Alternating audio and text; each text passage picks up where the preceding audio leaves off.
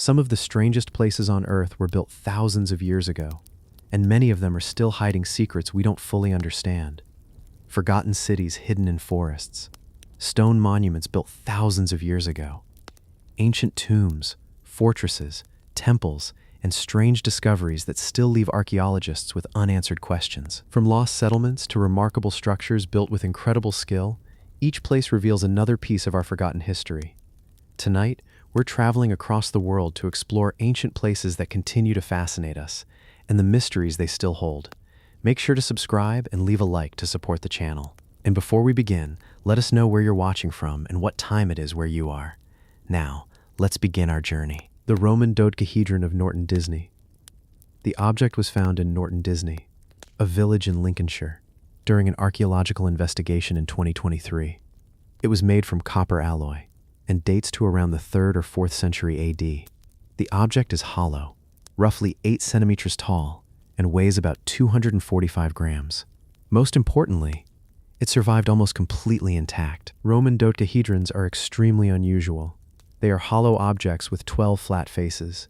Each face contains a circular opening, and the holes are surrounded by raised edges. Small rounded knobs appear at the corners. Every example is slightly different, but the basic shape remains remarkably consistent. The strange thing is, nobody knows exactly what they were used for. There are no surviving Roman texts that clearly describe them. There are no known drawings showing someone using one, and they do not appear to fit neatly into any familiar category of Roman equipment.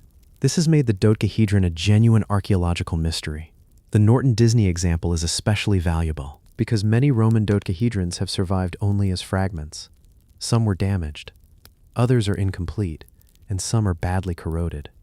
The Norton Disney object remained complete, giving researchers an unusually good opportunity to study one.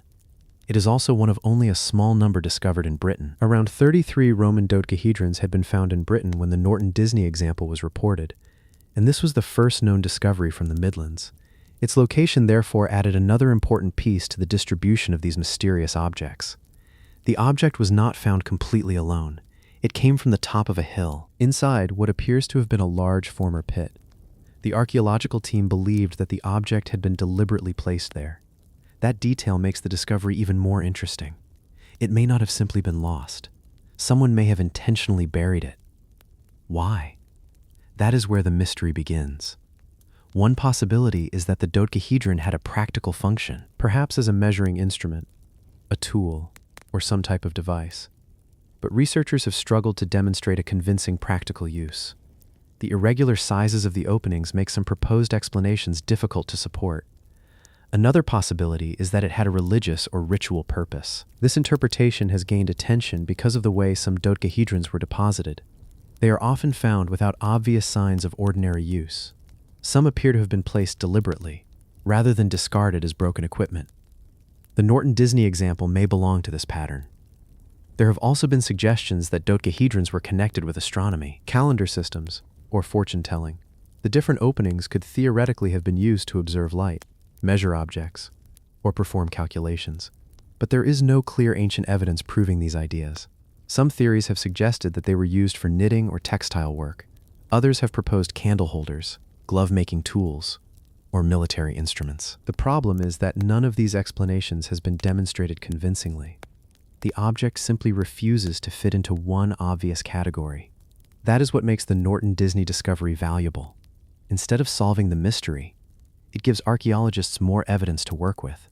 Its exact measurements, its condition, its decoration, and its archaeological context can all be compared with other examples. Each new discovery narrows the possibilities.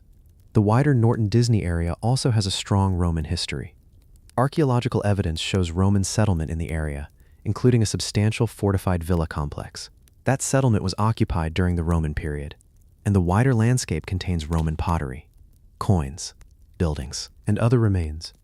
This matters because the dodecahedron was not discovered in a completely isolated landscape. Roman communities were living and working nearby. People were farming, trading, building, and participating in the wider Roman economy. The object therefore belonged to a real community, even if we cannot identify the person who used it. Roman Britain was also culturally diverse. The province contained people from different backgrounds, with Roman traditions mixing with local British practices. Objects could move across long distances, and religious practices varied from place to place. A mysterious object like the dodecahedron may therefore have belonged to a particular local tradition, rather than something used throughout the Roman Empire. The craftsmanship is another clue. Creating the object required metalworking skill. The copper alloy had to be shaped. The 12 faces had to be formed. The circular openings had to be made, and the small knobs had to be produced around the edges. It was not a crude object. Someone invested time and skill in making it. The symmetry is particularly striking. 12 faces surround the hollow center, creating a geometric form that looks almost deliberately complicated. The openings are not identical, and their varying sizes may have been important, but without written instructions, we can only study the physical evidence. Imagine finding this object in Roman Britain. You would recognize that it was carefully made, but perhaps not understand what it was for. Now imagine burying it, leaving no explanation behind, and then having that object remain underground for 17 centuries. That is essentially what happened. For nearly 2,000 years, the dodecahedron remained hidden. The people who handled it disappeared.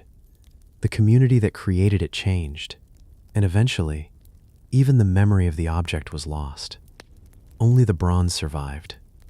When it was finally recovered in 2023, the archaeological team immediately recognized its significance. The discovery attracted attention far beyond Lincolnshire, because Roman dodecahedrons are among the most mysterious objects associated with Roman Britain. The object was eventually displayed publicly, allowing people to see a complete example for themselves.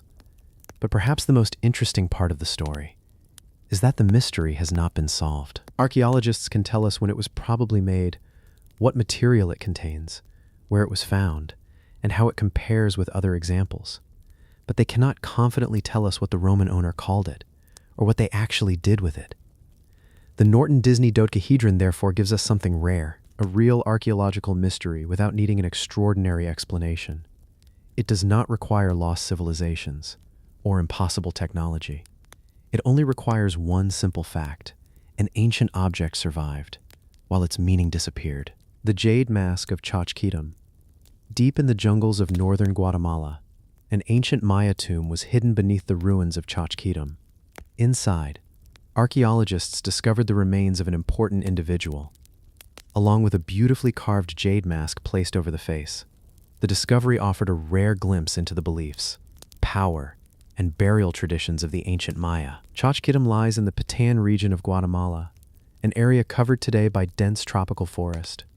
The ancient Maya built cities throughout this landscape, with temples, palaces, plazas, and elaborate tombs. But after these cities declined, the jungle slowly reclaimed them. Trees grew across the ruins, roots entered ancient structures, and many of the stories hidden beneath the ground disappeared from memory. The tomb at Chochkitam preserved one of those forgotten stories. Among the remains was a jade mask, carefully carved and placed with the deceased. Jade was one of the most valuable materials used by the ancient Maya.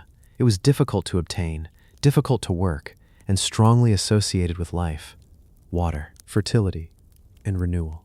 Because of these associations, jade was especially important in elite burials. The mask itself is more than a simple portrait. Its features reflect the Maya tradition of combining human and supernatural imagery. For Maya rulers, death did not necessarily mean complete separation from the world of the living. Rulers could become connected with ancestors, deities, and the supernatural forces that shaped their world. The mask may have helped express that transformation. The person inside the tomb was clearly important. Creating a jade object required considerable skill. The stone had to be carefully shaped, smoothed, and polished, using tools far less advanced than those available today. Then, the finished mask was placed directly over the deceased. This was not an ordinary burial. It was a carefully prepared royal or elite ceremony. Jade also tells us something about the wider Maya world. High-quality jadeite came from limited sources, especially the Motagua River region of Guatemala. That means valuable jade could travel significant distances. A jade object inside a tomb therefore represents more than wealth. It can also provide evidence of trade, exchange, and connections between distant Maya communities. The ancient Maya world was not one single empire. It was made up of many cities, rulers, kingdoms, and competing political centers. Chochkitam was one of these smaller but important centers. Its rulers would have been part of a much wider network of alliances, trade, conflict, and religious traditions.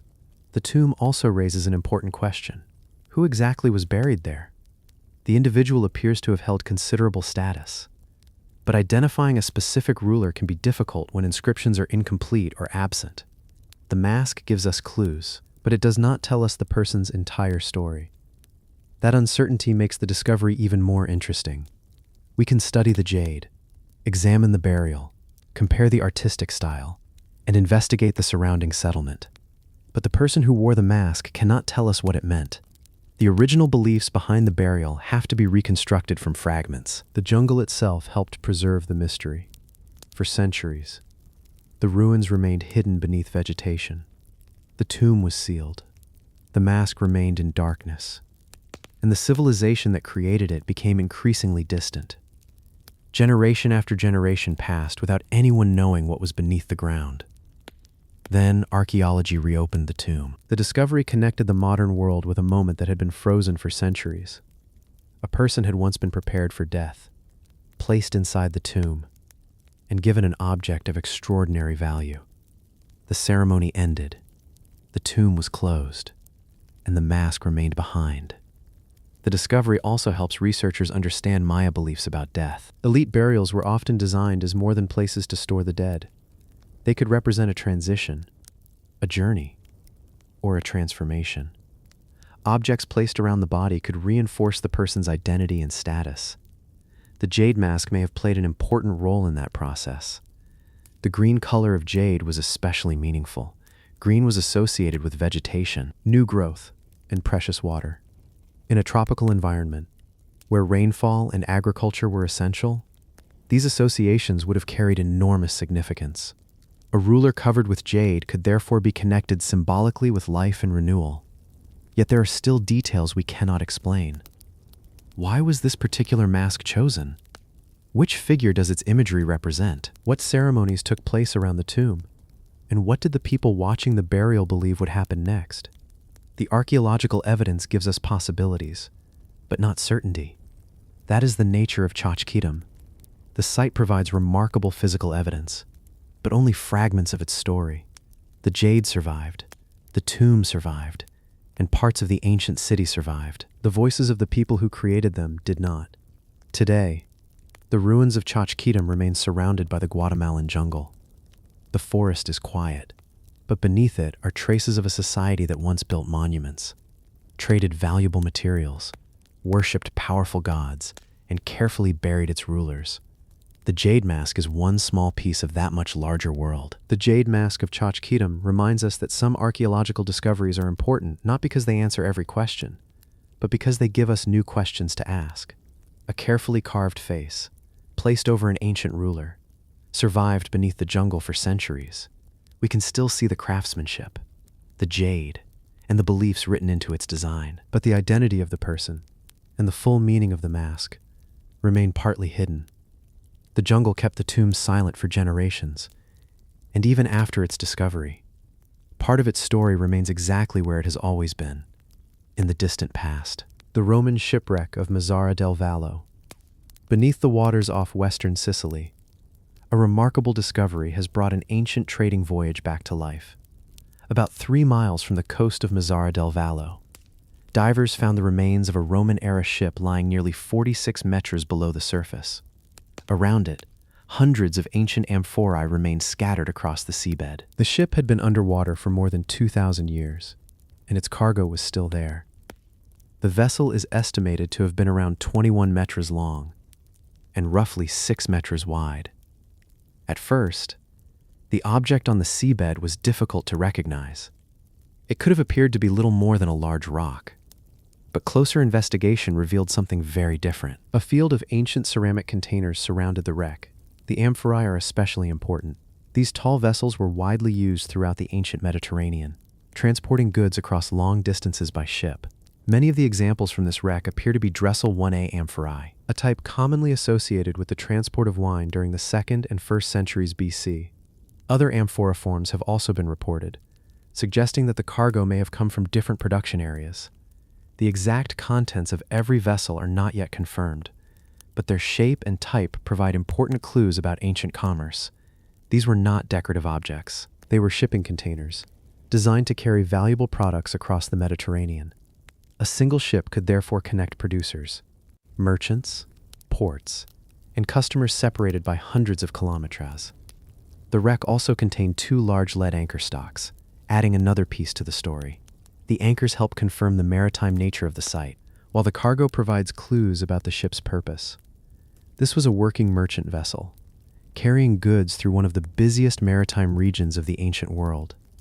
Sicily occupied an important position in Mediterranean trade.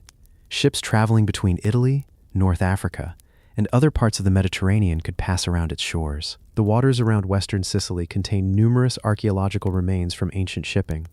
Previous discoveries have already shown how heavily these routes were used. But every shipwreck tells a different story. A merchant vessel could leave port carrying a valuable cargo, expecting to reach another harbor days or weeks later. Instead, something went wrong. The ship sank. The cargo disappeared beneath the water, and the voyage ended permanently. We do not yet know exactly what happened to this vessel. That uncertainty is part of what makes the discovery fascinating. Was the ship caught in a sudden storm? Did it suffer structural damage? Was it attacked? Or did the crew simply lose control of the vessel? The seabed preserves the final location, but not necessarily the final moments of the voyage. The amphorae themselves may eventually provide more answers. Archaeologists can study their shapes, clay composition, manufacturing techniques, and any surviving markings. These details can help identify where the containers were produced and potentially reconstruct the route taken by the ship. That could reveal much more than the identity of the cargo. It could show how goods moved through the ancient Mediterranean, which regions were connected, and how merchants used the sea to move products over enormous distances. A single wreck can therefore become evidence for an entire economic network. The discovery also reminds us how much remains hidden beneath the Mediterranean. For centuries, the sea has concealed ancient ships, cargoes, anchors, and objects that disappeared from history the moment they sank. Modern underwater archaeology is slowly bringing some of them back. The depth of this wreck makes the work especially difficult. At around 46 meters, divers have limited time underwater. The site must be documented carefully, without disturbing the remains unnecessarily. The position of each amphora, each piece of the ship, and every associated object can provide valuable information. For now, researchers are continuing to study the wreck. They hope to determine its exact age, where its cargo originated, and where the ship may have been heading. Conservation will also be important, because objects that have spent centuries underwater can be extremely fragile once exposed to air. What makes the site remarkable is the ordinary nature of its cargo. There is no need for a royal treasure or a legendary artifact. Hundreds of simple ceramic jars are enough to tell an extraordinary story. Each amphora once held something valuable, was loaded onto a ship, and became part of a commercial journey across the ancient sea. Then, the ship disappeared. The crew vanished from the historical record. The cargo sank, and the Mediterranean closed over everything. For more than 2,000 years, the amphorae remained exactly where the voyage had ended. Today, the wreck offers archaeologists a rare opportunity. Instead of studying ancient trade through scattered pottery found on land, they can examine an entire cargo that sank together. The arrangement of the objects can reveal how the ship was loaded, how it was organized, and possibly how it was being transported. The Roman shipwreck of Mazzara del Vallo is more than an ancient vessel lying beneath the sea. It is a frozen moment from Mediterranean history. A merchant ship once carrying hundreds of amphorae, traveling between distant ports, never reached its destination. The people aboard disappeared. The cargo sank, and the sea kept their story hidden. Now, after more than 2,000 years, the amphorae are visible again. And beneath the waters of Sicily, they may still reveal where the ship came from, where it was going, and what happened on the final voyage of a Roman merchant ship. The skeletons of Herculaneum, along the ancient shoreline of Herculaneum, a row of stone chambers once opened toward the sea. They were used for boats, storage, and shelter. But during the eruption of Mount Vesuvius in AD 79, people ran toward these chambers looking for protection. Hundreds never escaped. Their skeletons were discovered nearly 2,000 years later, still gathered where they had sought safety. Herculaneum was a wealthy Roman town built beside the Bay of Naples, much closer to the volcano than many people realize. When Vesuvius erupted, the town was struck by a series of extremely hot volcanic surges. People who had already reached the shoreline and taken refuge inside the boat chambers were caught by the advancing heat. The boat chambers were built into the large supporting structures beneath the ancient waterfront. From the town above, people could reach the beach through passages and streets. When the eruption began, the shoreline became a place of escape. Some residents apparently waited for rescue boats, believing that the sea might offer a way out. Instead, the volcanic surge reached them first. Archaeologists eventually discovered around 300 human skeletons in these waterfront chambers. The remains belonged to men, women, and children. They had gathered together in a desperate attempt to survive. The chambers may have looked like safe shelters, but the stone walls could not protect them from the enormous heat of the volcanic cloud. The evidence from the bones is particularly important. Researchers found extensive thermal damage, showing just how intense the eruption was.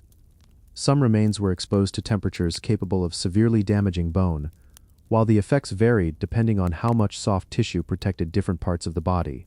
The people inside the chambers did not simply disappear beneath ash. Their final moments were preserved in the physical evidence around them. Some had brought valuables with them, coins, jewelry, and other personal belongings. They may have believed that they were waiting safely, perhaps expecting the eruption to pass, or hoping that boats would arrive. But the eruption was changing rapidly. Vesuvius produced successive pyroclastic surges, hot mixtures of volcanic gases and ash that moved rapidly across the landscape. The first major surge reached Herculaneum with extraordinary heat. Research on the victims indicates that many died almost instantly from the thermal effects. The contrast between the ancient beach and the modern landscape is remarkable. The shoreline that once lay directly below Herculaneum is now buried. The eruption and later geological changes transformed the coastline, leaving the ancient beach far below the modern surface. Material from the eruption also extended the shoreline outward. The discoveries became possible because Herculaneum was buried extremely deeply, unlike Pompeii, where much of the city remained visible beneath volcanic deposits. Herculaneum disappeared beneath enormous layers of material. The ancient town was effectively sealed. Buildings, wood, furniture, food, and human remains were preserved beneath the ground. When archaeologists eventually reached the waterfront, they found something that made the disaster painfully personal. These were not anonymous remains from a distant battle. They were people who had been living ordinary Roman lives, until the volcano suddenly transformed their world. The skeletons also provide information about the population itself. Scientists can study bones to estimate age, sex, health, diet, and aspects of daily life. The remains therefore tell us more than the story of their deaths. They also preserve evidence about the people who lived in Herculaneum. One of the most fascinating discoveries came from the nearby waterfront, where a small Roman boat was also recovered. The vessel was around 9 meters long and was found alongside human remains. It provides another reminder that the ancient shoreline was an active working environment, filled with boats, fishermen, merchants, and people waiting for a way out. Herculaneum's relationship with the sea was important to everyday life. Fishing played a significant role, and archaeological evidence shows that some residents were closely connected with maritime work. The shoreline was therefore not simply a place for escaping the volcano. It was part of the town's normal life. Then, in a matter of hours, that world ended. The boat chambers became shelters. The beach became a place of refuge, and the sea became unreachable. The people waiting there had no way of knowing how quickly the volcanic surges were approaching. For nearly 2,000 years, the remains stayed buried. The town above them disappeared. The ancient shoreline vanished, and the people who had gathered there were forgotten. Only the stone chambers remained. Modern archaeology slowly reconstructed what happened. The skeletons, the volcanic deposits, the buildings, and the boats could be studied together instead of one isolated discovery. Researchers found an entire sequence of events preserved in the landscape. The story of Herculaneum is therefore different from many ancient disasters. The city was not simply destroyed and abandoned. Its destruction was preserved in extraordinary detail. The eruption created a time capsule, capturing buildings, objects, and human remains at the exact moment their lives were interrupted. Today, the ancient boat chambers remain one of the most haunting areas of Herculaneum. The sea is still nearby, but the ancient shoreline lies far below the modern landscape. The chambers that once sheltered people are now archaeological spaces, quiet reminders of what happened here. The ruins of Bangar Fort, among the green hills of Rajasthan. An abandoned town lies surrounded by the Aravalli landscape, stone gateways, ancient temples, ruined havelis, and the remains of a royal palace. All stand within the walls of Bangar today. It is one of India's most famous ruined forts, but its history is far more interesting than the legends surrounding it. Bangar was established in the late 16th century and later developed under Madho Singh, the brother of the powerful Rajput ruler Man Singh of Amber. The settlement was not simply a military fort.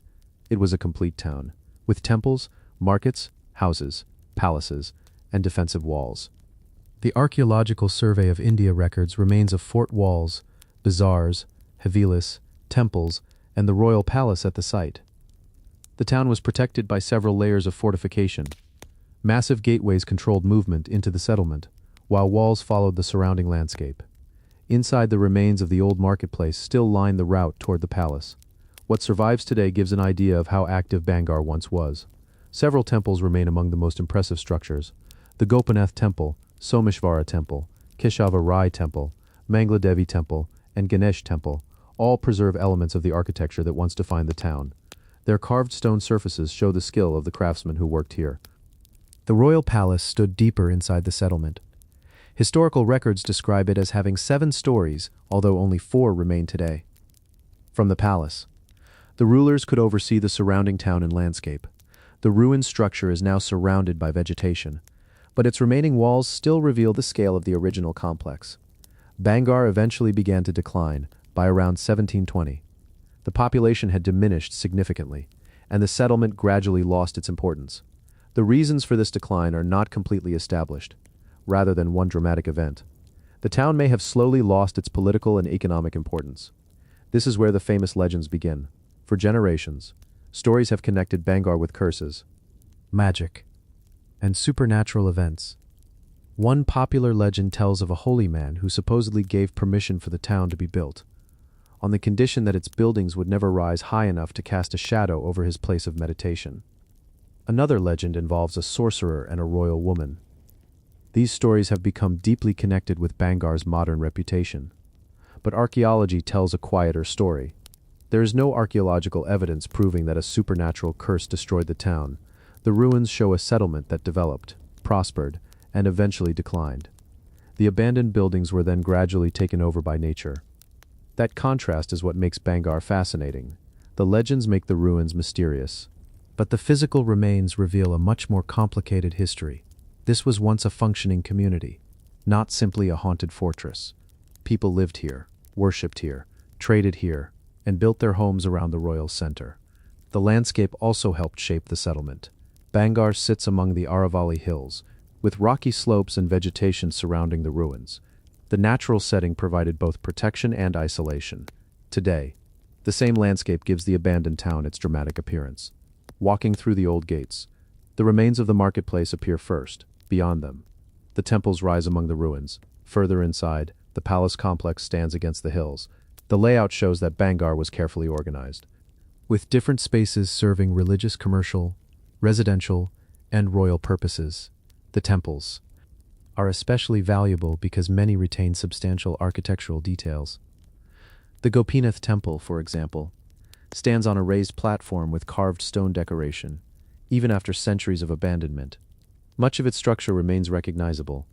These buildings provide some of the clearest evidence of the town's former prosperity. Eventually, the people of Bangar disappeared from the settlement. The markets became empty, homes were abandoned, and the royal palace lost its purpose.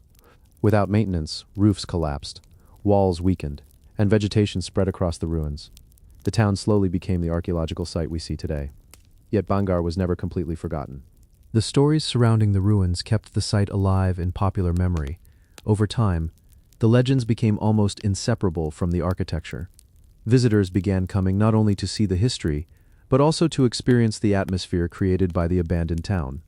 Today, Bangar is protected as an ancient site, and the ruins remain an important part of Rajasthan's archaeological heritage. India Code 3.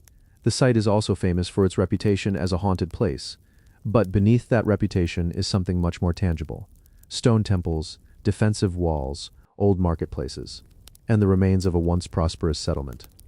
The cliff dwellings of Bandelier. Among the canyons of northern New Mexico, ancient homes are carved directly into the walls of the cliffs. Small rooms disappear into the volcanic rock. Stone buildings stand along the canyon floor, and ladders climb toward shelters high above. This is Bandelier, a remarkable landscape where ancestral Pueblo people built homes into the soft rock of the Pajarito Plateau.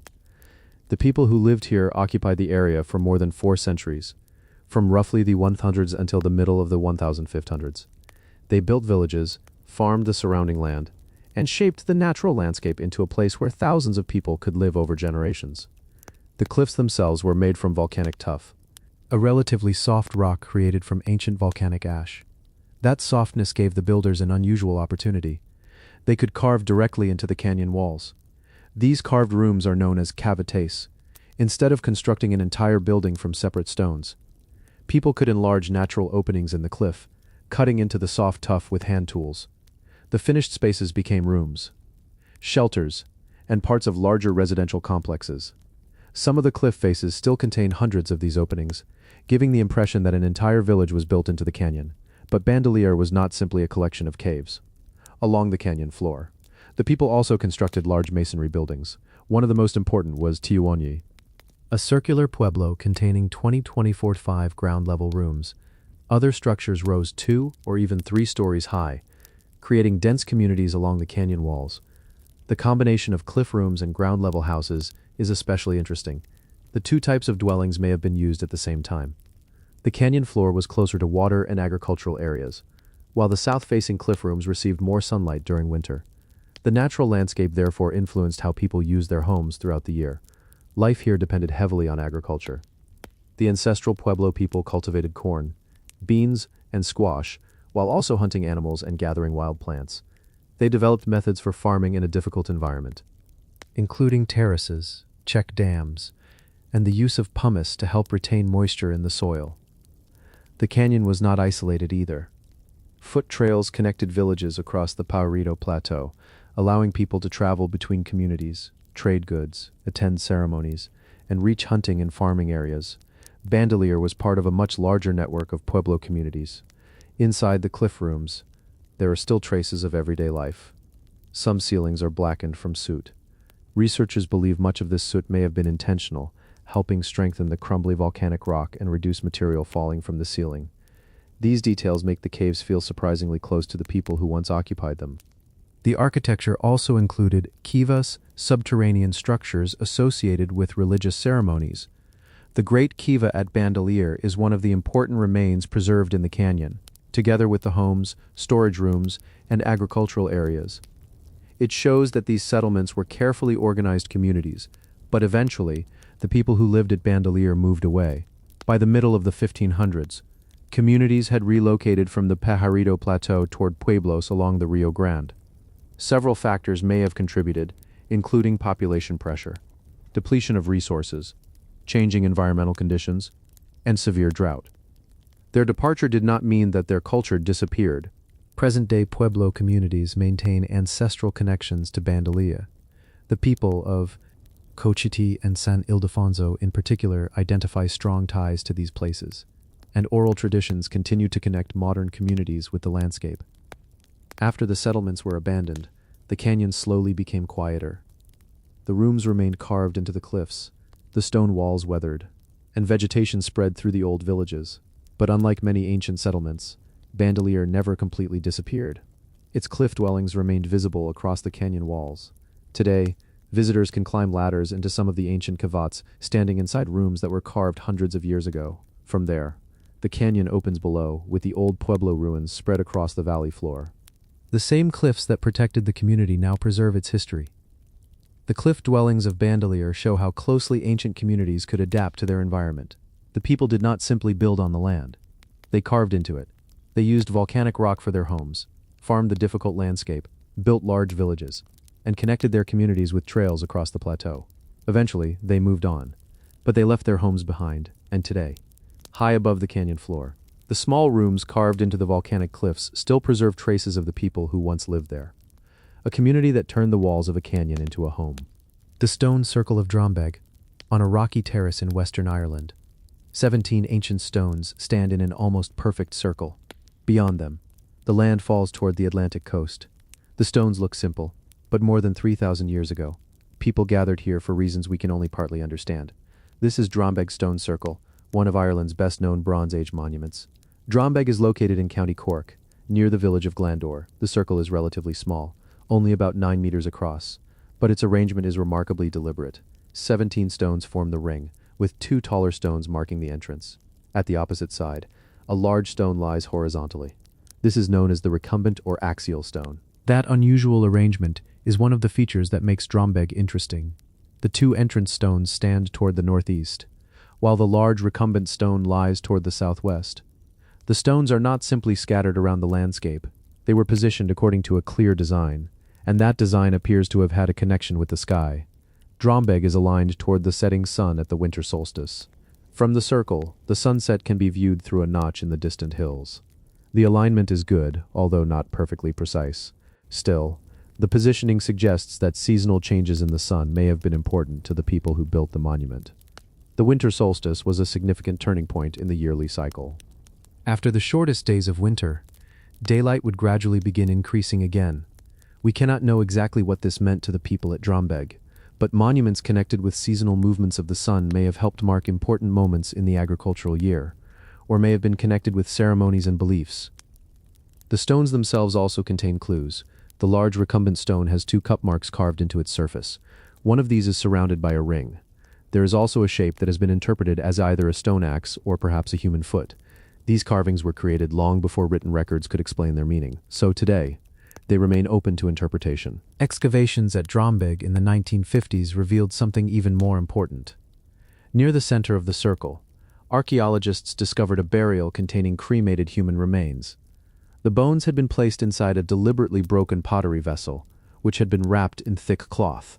Other fragments and material associated with a funeral pyre were also found nearby. This discovery changed the way we understand the monument. Drombeg was not simply a collection of standing stones. People were using the site for activities connected with the dead, but exactly how the burial related to the stone circle is still uncertain. Was the circle primarily a ceremonial space? Was the burial part of a larger ritual, or did the site serve several purposes over generations? Nearby, archaeologists also discovered the remains of a prehistoric cooking place known as a fulacht fayad. It included a stone-lined trough where water could be heated by dropping red-hot stones into it. Experiments have shown that this method could heat large quantities of water for several hours. The presence of the cooking place adds another dimension to Drombeg. People were not only standing among the stones, they were also carrying out practical activities nearby: food preparation, heating water, burial, and possibly ceremonies. All formed part of the wider landscape. The surrounding area, therefore, seems to have been more than an isolated monument. The stone circle, the burial, and the cooking place existed together. The people who visited Drombeg may have returned repeatedly, using the site for different activities over many generations. And yet, we know very little about those people. They left no written explanation. They did not record the name of the monument, the purpose of the circle, or the meaning of the carvings. What survives are the stones, the burial, the remains of the cooking place, and the landscape itself. That silence is what makes Drombeg so fascinating. We can measure the circle, study its alignment, examine the carvings, and investigate the burial, but the beliefs behind the monument have to be reconstructed from evidence. There is no ancient voice telling us exactly what happened here. Today, Drombeg still sits quietly on its rocky terrace. The Atlantic landscape stretches beyond it, and the same winter sun continues to disappear toward the horizon. The stones have survived for thousands of years. While the people who placed them there have vanished from history, the stone circle of Drombeg is a reminder that prehistoric monuments were not always enormous. Sometimes, a small circle of stones could hold an entire world of meaning. The people of Bronze Age Ireland created this carefully arranged monument, connected it with the landscape, used the surrounding area for other activities, and buried their dead nearby. We may never know exactly why, but when the winter sun sets through the distant hills, the stones still occupy the same ancient positions, quietly preserving a ritual landscape whose original meaning has almost completely disappeared. The giant stele of Yangshan Quarry. On a mountain outside Nanjing, three enormous pieces of stone remain exactly where ancient workers left them. They were meant to become one of the largest memorial monuments ever attempted in China. But there was a problem. The stones were simply too enormous to move. This is Yangshan Quarry, and its unfinished stele remains one of the most remarkable abandoned projects of the Ming dynasty. Yangshan Quarry had been used for centuries, providing limestone for buildings, walls, statues, and monuments around Nanjing. But in the early 15th century, the quarry became the site of a much more ambitious project. The Yongle Emperor ordered a gigantic memorial stele to honor his father, the Hongwu Emperor, founder of the Ming dynasty. The plan was enormous. The monument was designed in three separate sections: a massive base, a long vertical body, and a huge decorative head. If completed and assembled, the entire stele would have stood roughly 73 meters tall. That would have made it an extraordinary monument even by the standards of imperial China. The workers began cutting directly into the mountain. They shaped enormous sections of limestone, separating them gradually from the surrounding rock. The scale of the project is difficult to imagine. The base alone is estimated to weigh around 16,250 tons, while the body weighs nearly 8,800 tons, and the head more than 6,000 tons. But these numbers only become truly impressive when you remember. The stones were never meant to remain in the quarry. They had to be transported to the Ming Shaoling Mausoleum, several kilometers away. Then, the pieces had to be assembled into one enormous monument, and that is where the project began to fail. The builders had already spent enormous effort cutting the stone, but eventually, the practical problem became impossible to ignore. How could pieces weighing thousands of tons be transported from the mountain, and once they reached the mausoleum, how could they be raised, positioned, and safely assembled? The project was abandoned. The three enormous sections were left behind. They were never transported, never assembled, and never completed. Instead, they remained attached partly to the mountain, preserving the evidence of an imperial project that had stopped halfway through. Today, the quarry still contains the gigantic pieces. The base stretches more than 30 meters, the body extends almost 50 meters, and the massive head remains nearby. Standing beside them, it becomes difficult to understand their scale from photographs alone. The most interesting part is that this was not a failed attempt by an unknown group. It was an imperial project during one of the most powerful periods of the Ming dynasty.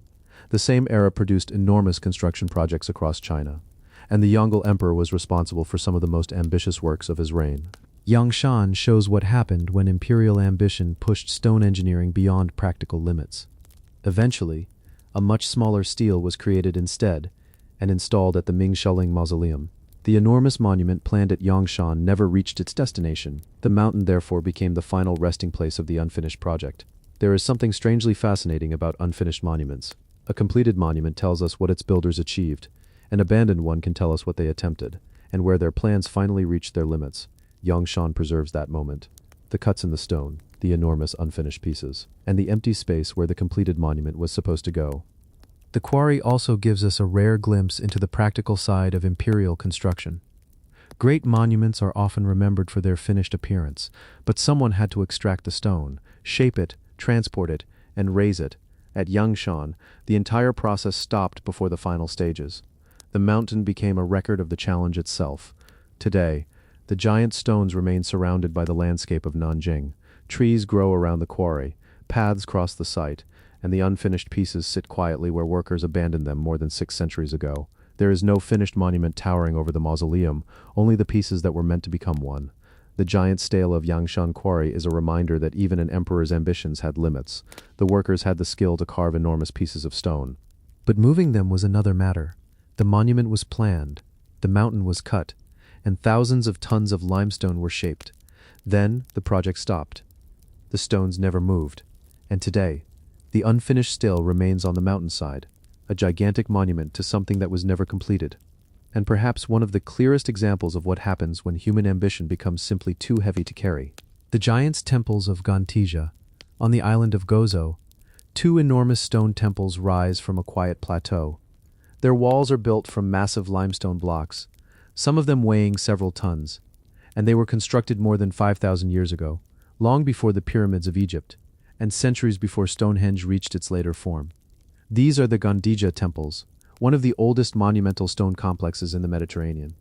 The temples were built during Malta's Neolithic period around the 4th millennium BC. The name Gandija means roughly giantess, a name connected with local traditions that imagine giants being responsible for the enormous stones. But the real builders were prehistoric communities. People who had no metal tools, no modern machinery, and no written records explaining how or why they built the temples. There are two temples at Gandija built beside one another. The larger southern temple is the oldest and best preserved. Both were constructed from enormous blocks of local limestone, with carefully arranged walls forming a complex series of chambers. The architecture follows a distinctive plan. A central passage leads into rounded rooms or apses on either side.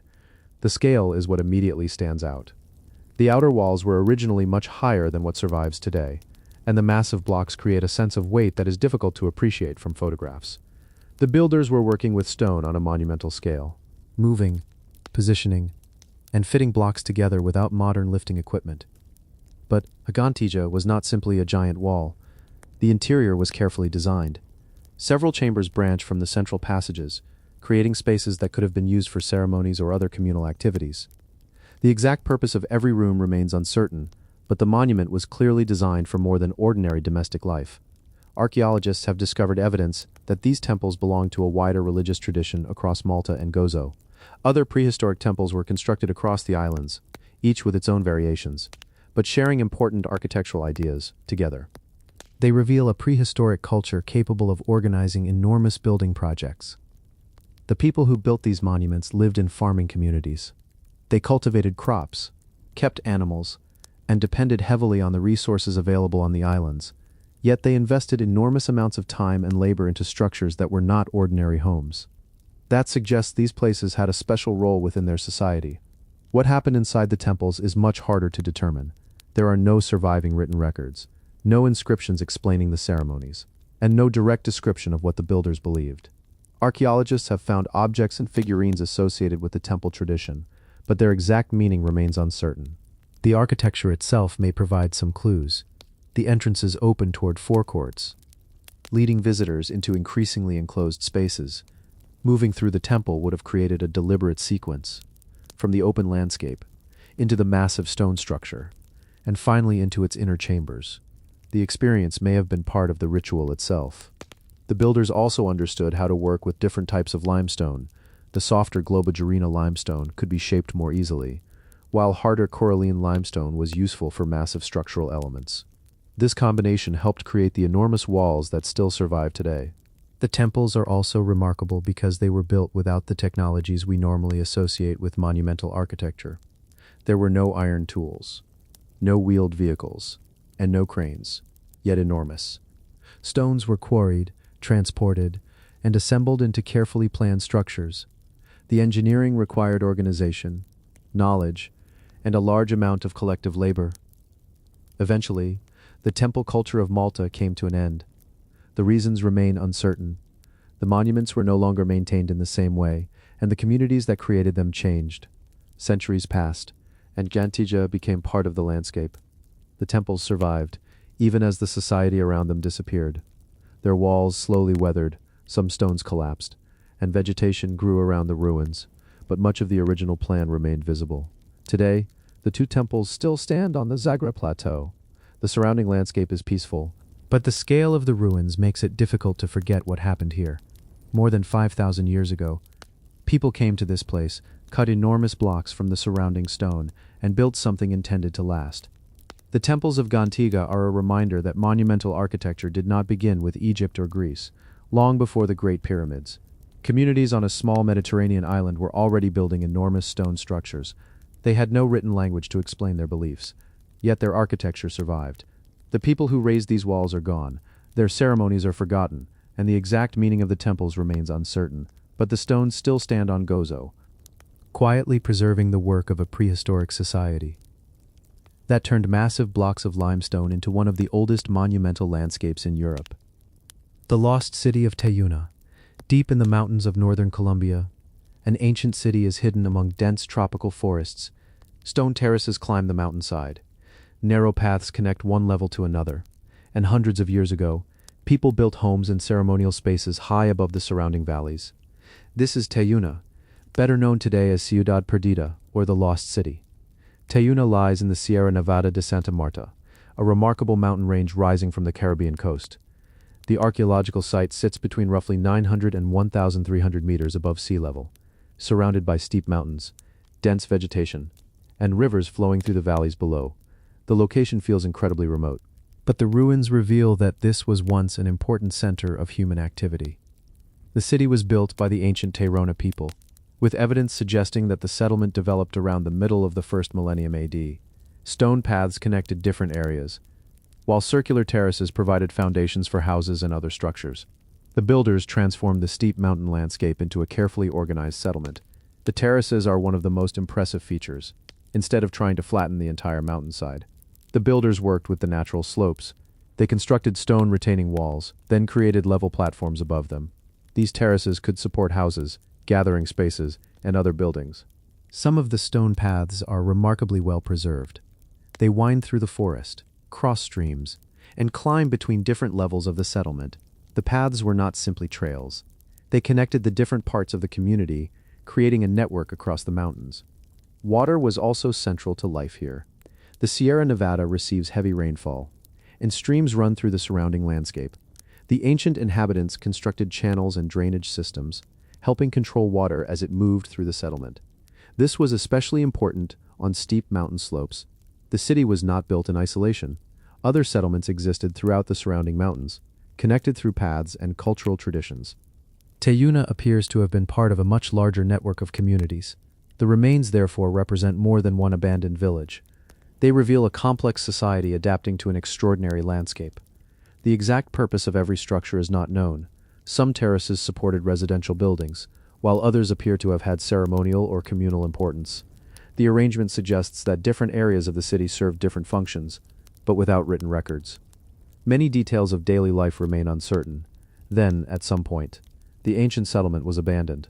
The people who lived here disappeared from the archaeological record, and the forest gradually reclaimed the city. Trees grew over the stone terraces. Roots spread through the walls, and vegetation covered the old paths. For centuries, Taiyuna remained hidden. The modern world eventually learned about the ruins in the 20th century. The site was brought to wider attention in the 1970s, after archaeological investigations began following its discovery by outsiders. What had been hidden beneath moss, soil, and roots was slowly revealed again. The discovery showed that the Sierra Nevada contained far more than isolated mountain settlements. There was evidence of organized construction, large terraces, stone roads, and carefully planned spaces. The ancient inhabitants had developed a way of living that was closely adapted to the mountains. But Taiyuna is not simply an abandoned archaeological site. For indigenous communities of the Sierra Nevada, the landscape remains deeply significant. The region is considered sacred by the 4 indigenous peoples who maintain ancestral connections with the Sierra Nevada. This gives the ruins a meaning that extends far beyond archaeology. Today, the stone terraces remain surrounded by the forest. The mountains rise above them, clouds move through the valleys, and water continues flowing along the same slopes. The modern world feels distant, but the ancient city is still there, built into the landscape. The lost city of Taiyuna is remarkable because its builders did not try to conquer the mountains. They adapted to them. They carved paths into steep slopes, built terraces from stone, managed water, and created a connected settlement deep within the Sierra Nevada. Then, the city was abandoned, and the forest slowly covered it. For centuries, Taiyuna remained hidden beneath the trees, but the stone terraces survived, quietly preserving the remains of a civilization that once called these mountains home. The dolmens of the North Caucasus. In the mountains of southern Russia, ancient stone chambers stand among forests and rocky valleys. Huge slabs form their walls. Massive stones cover their roofs, and many have a small circular opening cut into the front. These are the dolmens of the North Caucasus, a remarkable group of prehistoric monuments scattered across the Western Caucasus, including the region of Adygea. The dolmens were built thousands of years ago, during a long period stretching from the late 4th millennium into the 2nd millennium BC. They belong to a distinctive prehistoric megalithic tradition, one that covered a large area on both sides of the Western Caucasus Mountains. Some were constructed from enormous stone slabs, while others used carefully shaped blocks. The builders created surprisingly precise joints, with stones fitted together to form enclosed chambers. The Kajok dolmens in Adygea are among the best-known examples. One surviving structure has a rectangular chamber, a large stone roof, and the characteristic opening in its front wall. The monument dates to the prehistoric period, and despite damage over the centuries, much of its original structure remains visible. The circular opening is perhaps the most recognizable feature. It appears on many Caucasian dolmens, but its exact purpose is still debated. It may have been connected with rituals, burial practices, or access to the chamber. The stones that once closed these openings could also have helped seal the interior. Archaeologists have traditionally connected many dolmens with funerary or ritual activity, but their exact functions were probably not identical everywhere. Different structures, different periods, and different communities may have used them in different ways. That makes it difficult to give every dolmen one simple explanation. What is easier to see is the enormous amount of work involved. The builders had to quarry massive slabs, transport them across difficult terrain, shape their edges, and position them accurately. They were working thousands of years before modern machinery. Yet some of the stonework remains remarkably precise. The surrounding landscape is also important. Many dolmens stand near rivers, mountain slopes, and ancient routes through the Caucasus. They were not randomly scattered monuments. Their distribution reflects a prehistoric landscape that was once much more heavily occupied than it may appear today. For centuries, the monuments remained part of the landscape, even after the communities that built them disappeared. Local traditions developed around the strange stone structures. In Adygea, some traditional stories described them as the homes of dwarfs or small legendary people. The stories survived, even though the original purpose of the monuments had been forgotten. Modern archaeology has slowly revealed more about them. Excavations have shown that the dolmens belong to a broader prehistoric culture, and research continues across the Western Caucasus. Some areas contain many monuments, while others have suffered damage or destruction over time. The survival of the dolmens is remarkable. Their stone construction allowed them to withstand thousands of years of weather, landscape changes, and human activity. Even when surrounding settlements disappeared, the megalithic chambers remained. But the people who built them left no written explanation. We do not know what they called these structures, what ceremonies took place inside, or what the circular openings meant to them. We can study the stones, but the beliefs behind them remain largely silent. That makes the North Caucasus dolmens particularly fascinating. They are not isolated examples of ancient stone construction. They form an enormous archaeological tradition, spread across mountains and valleys, created by communities whose lives are now known mostly through the remains they left behind. Today, some of the dolmens still stand among the forests of Adygea.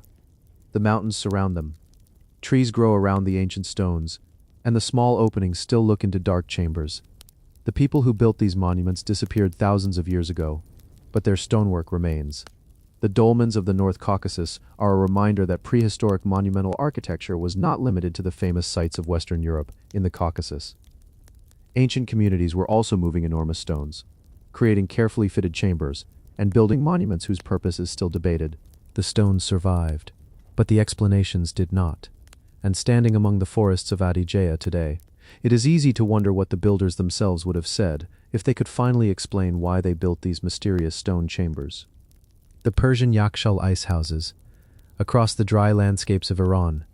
Strange dome-shaped structures rise from the desert. They look almost like ancient observatories, but beneath these enormous domes, there were deep underground chambers filled with ice.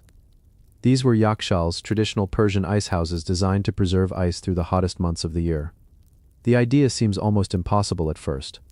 Iran's central plateau can experience extremely hot summers, yet people living in these regions found a way to produce and store ice, long before modern refrigeration. The yakhchal was part of a much larger system of traditional water management, designed around the harsh environment. The word yakhchal literally means ice pit. The simplest versions were underground pits, protected from sunlight and heat by layers of earth and insulating materials.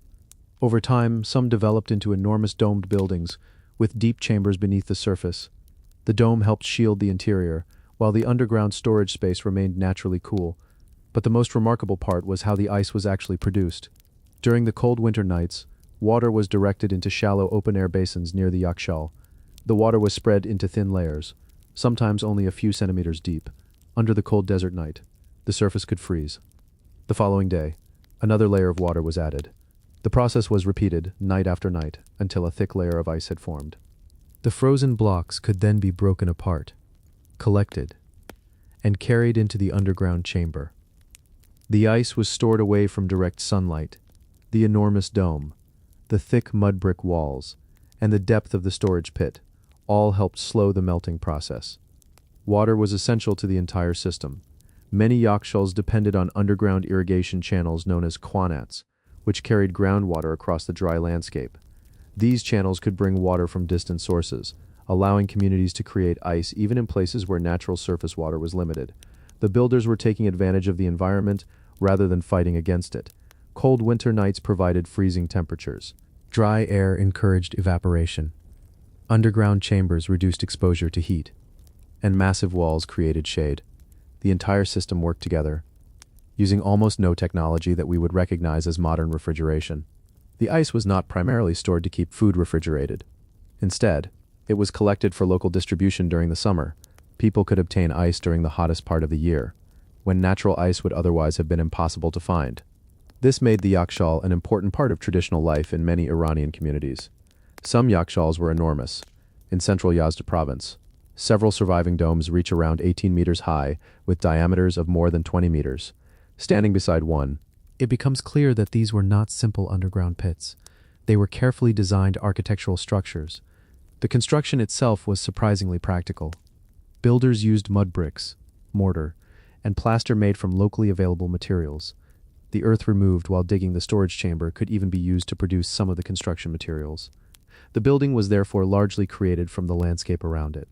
The thick walls were important.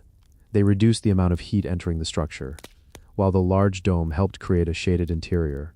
Some designs also incorporated tall walls around the freezing basins, protecting the water from direct sunlight during the day. Everything had a purpose. The system also demonstrates how important seasonal planning was. Ice had to be produced during winter, stored carefully, and then distributed months later. A mistake in the process could mean losing the supply before summer even arrived. Maintaining a yakhchal therefore required organization, labor, water, and knowledge passed between generations. These ice houses were especially valuable in the dry regions of central Iran, where summers could be brutally hot. Communities adapted their architecture to the climate, just as they did with wind towers, underground water channels, and shaded courtyards. The yakhchal was one part of a much larger tradition of desert engineering. Some ice houses were connected with villages, others with towns, and some were operated by landowners or businesses. In certain communities, filling the yakhchal with ice during winter became an important seasonal event. The stored ice could then be opened and distributed during summer. For centuries, this system continued to work. People did not need electricity, refrigerators, or industrial machinery. They simply understood the local climate and designed a building that could take advantage of it. Eventually, modern refrigeration changed everything. By the 20th century, mechanical refrigeration became increasingly available across Iran. The old ice houses were no longer necessary, and many were abandoned. Some gradually deteriorated, while others survived as historical monuments. Today, the surviving yakhchals stand quietly across the Iranian landscape. Their enormous domes rise above towns, villages, and dry plains. From the outside, they can look mysterious, but inside, their design reveals an ingenious solution to a very simple problem. How do you keep something frozen when the world outside is unbearably hot? The Persian yakhchal ice houses reveal a different kind of ancient engineering. There are no massive statues, no royal tombs, and no enormous temples. Instead, there is a building designed around water, winter, shade, and the movement of heat. People living in one of the world's hottest environments learned how to create ice in winter, store it underground, and preserve it for the summer. The technology eventually disappeared with modern refrigeration, but the great domes remain, quiet reminders that sometimes the most remarkable ancient inventions were created simply to make life possible in a difficult environment. The fortress of Castedu Daragju. High above the landscape of southern Corsica, a massive stone fortress sits on a rocky ridge. Its walls are built from enormous blocks, some more than 2 meters thick. From the top, the surrounding plain stretches toward the Gulf of Porto Vecchio, and these ancient walls have stood here for more than 4,000 years. This is Castedu Daragju, one of the best preserved prehistoric fortresses in Corsica. The fortress dates to Corsica's Bronze Age, a period when communities across the island were building powerful stone structures. Castedu Daragju stands about 245 meters above sea level. on a rocky promontory that naturally dominates the surrounding landscape. The position was not accidental. From here, people could see across a large area below. The main enclosure is roughly 40 meters across, and its massive walls reach several meters in height. In some sections, the walls are more than 3 meters thick. Two monumental entrances provided access through the enclosure, each covered by enormous stone slabs. Inside the fortress, the layout becomes more complicated. There are several small rooms, a central open area, and a walkway running along parts of the defensive structure. A tower, known as the Torah, once rose above the fortress. Only part of its upper structure survives today. The design suggests that Castedu de Ragju was more than an ordinary settlement. Its elevated position, massive walls, and restricted entrances would have provided strong defensive advantages. Researchers generally consider the site to have had a military or defensive function, possibly serving as a lookout and refuge for people living nearby. But the fortress was not simply a place for warriors. Archaeological excavations uncovered pottery fragments, fireplaces, a large millstone, and rooms that may have been used for temporary occupation. These discoveries suggest that people actually spent time inside the fortress, rather than using it only as a defensive wall. The millstone is particularly interesting. It indicates that food processing was taking place at the site. People may have brought supplies into the fortress, processed food, and stayed there for periods of time. This makes the fortress feel less like an empty military installation, and more like a functioning prehistoric community space. Yet many questions remain. Who controlled Castedu de Ragju? Was it the permanent home of a powerful group, or mainly a fortified refuge? Was the tower used for observation, and what threats were the builders preparing for? The stones can tell us where people lived, but they cannot tell us exactly what they feared. The fortress also belongs to a much larger prehistoric tradition. Other castedi have been identified across southern Corsica, including nearby sites connected with the same broader Taurian cultural landscape. Together, these monuments suggest that Castedu de Ragju was not an isolated experiment. It was part of a wider pattern of prehistoric construction. That makes the site even more interesting. More than 4,000 years ago, communities on Corsica were constructing large stone fortifications, choosing high positions, organizing labor, and creating buildings capable of controlling the surrounding landscape.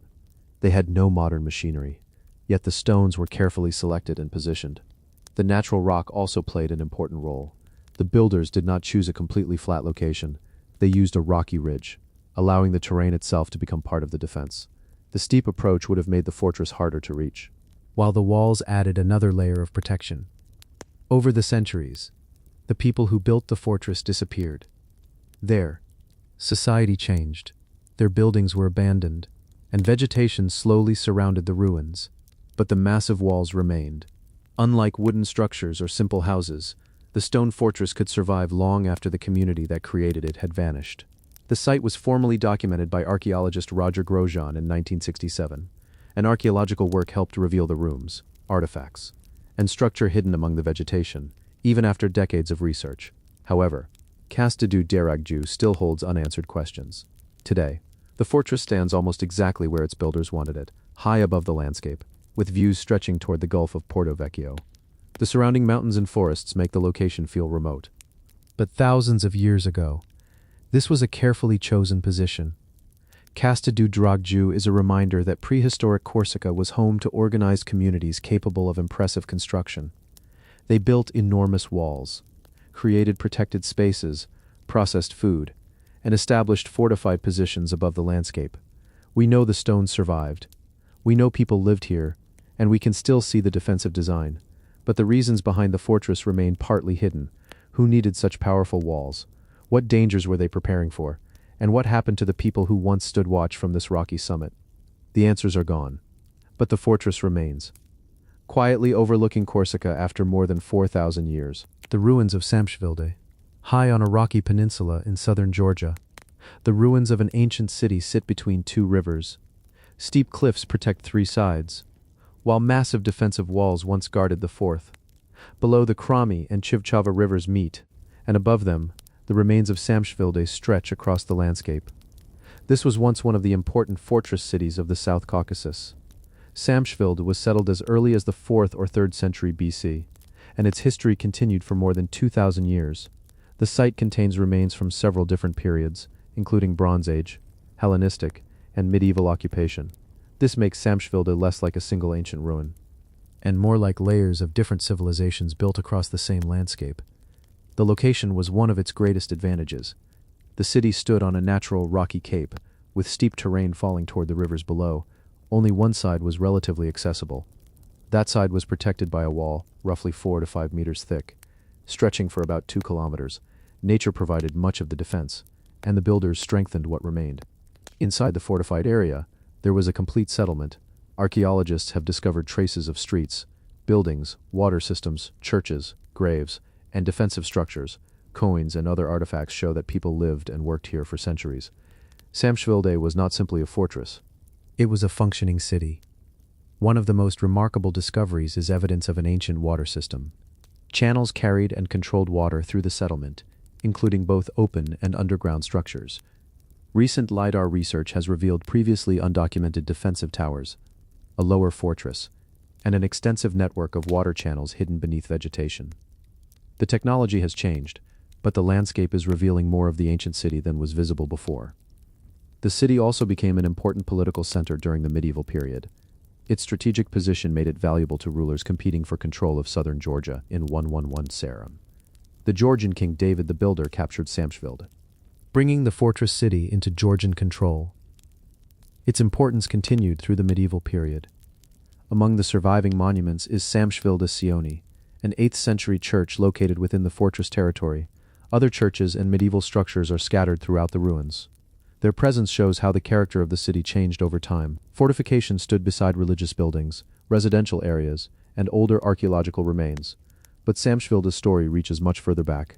Archaeologists have identified dozens of monuments belonging to different periods, including Chalcolithic, Late Bronze Age, Hellenistic, and medieval phases. Every layer represents people who use the same strategic landscape for completely different reasons. One discovery even revealed evidence of a medieval treasury. Archaeologists found a wooden box containing coins, metal bars, and copper plates that functioned as money. The discovery suggests that Samsvilde was involved in organized economic activity and that valuable resources were being stored within the city. Yet the ruins we see today are only part of the story. Dense vegetation covers sections of the site, making some structures extremely difficult to recognize from the ground. This is why modern archaeological technology has become so useful. LiDAR can reveal subtle changes in the landscape, even when trees and vegetation hide the structures below. The recent surveys have changed the picture of Samsvilde. For years, the site was often understood mainly through its citadel, but the new mapping suggests a much larger and more complicated fortress city, with additional defensive structures, water systems, and previously undocumented areas. The city was bigger and more complex than the visible ruins suggested. Eventually, Samsvilde lost the importance it once held. Political centers changed, routes shifted, and the fortress city gradually declined. Buildings collapsed, streets disappeared, and vegetation began covering the remains. But the natural defenses remained exactly where they had always been. Today, the 2 rivers still flow beneath the rocky cliffs. The ancient walls remain scattered across the hills, and the ruins of churches and fortifications stand among the vegetation. It is easy to see why people chose this place thousands of years ago. The landscape itself feels defensive. Samsvilde is remarkable because it was never just one city. It was a place repeatedly occupied, defended, expanded, and transformed across thousands of years. Bronze Age remains lie beneath medieval structures, ancient water systems run beneath vegetation, and forgotten defensive towers are still being discovered. The people who built the first settlement are long gone. The rulers who fought for the fortress are remembered only in fragments, but the rocky peninsula remains, and beneath its ruins, the story of one of the Caucasus' longest-lived fortress cities is still being uncovered. The megalithic city of Darsan. Darsan flourished mainly between the 3rd and 2nd centuries BC. During a period when Greek influence was spreading across the eastern Adriatic, the Darsi traded with Greek communities, adopted elements of Greek culture, and eventually produced their own coins. Their city became an important political and economic center in the Neretva region. The most impressive part of Darsan is the Acropolis. A massive defensive wall once surrounded it. Built from enormous limestone blocks, the main section of the wall was about 65 meters long, around 4 meters thick, and originally several meters high. Large towers protected the entrances, turning the hilltop into a heavily defended stronghold. The construction is what immediately catches the eye. The stones are huge, and many were carefully shaped before being positioned. The blocks were fitted together without ordinary mortar, creating the distinctive appearance often described as Cyclopean masonry. The technique resembles other ancient Mediterranean fortifications, including those associated with Mycenaean architecture. But Daursson was not simply a fortress. The settlement was divided into different areas, with the elevated Acropolis forming its defensive and administrative center. Lower terraces contained residential structures, while other areas included workshops, storage spaces, and water facilities.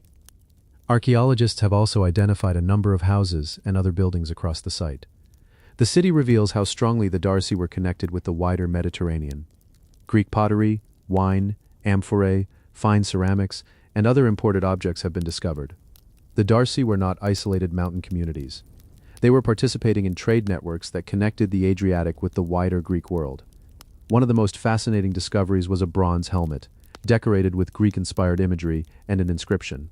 The decoration included figures associated with Greek mythology, showing how deeply Hellenistic artistic influences had reached the city, yet the people using these objects remained part of their own Illyrian culture. The Darcy even minted their own coins. That tells us something about the organization of their society. Coin production required authority, resources, and a system of exchange. Daursson was therefore more than a fortified hilltop. It was a functioning political center. The city also appears to have had religious spaces. Archaeologists identified a small sanctuary or temple area, along with other structures whose exact functions are still being studied. Like many ancient cities, Daursson combined political, military, economic, and religious activities in one landscape. But eventually, the city came to a violent end. Around the middle of the 1st century BC, Daursson was destroyed by fire. The settlement was not rebuilt as the same city afterward. The burned remains preserve evidence of a sudden break in its history. What caused the destruction? The region was experiencing growing Roman influence, along with conflicts between different Illyrian groups. The Darcy had allied themselves with Rome, while their neighbors, including the Delmatae, opposed Roman expansion. The political situation became increasingly unstable. We cannot reconstruct every detail of the final attack, but the archaeological evidence suggests that Daursson was violently destroyed. Doors were damaged, objects were crushed, and parts of the settlement were burned. Then, the city was abandoned. That makes the surviving walls even more remarkable. The people who built them are gone.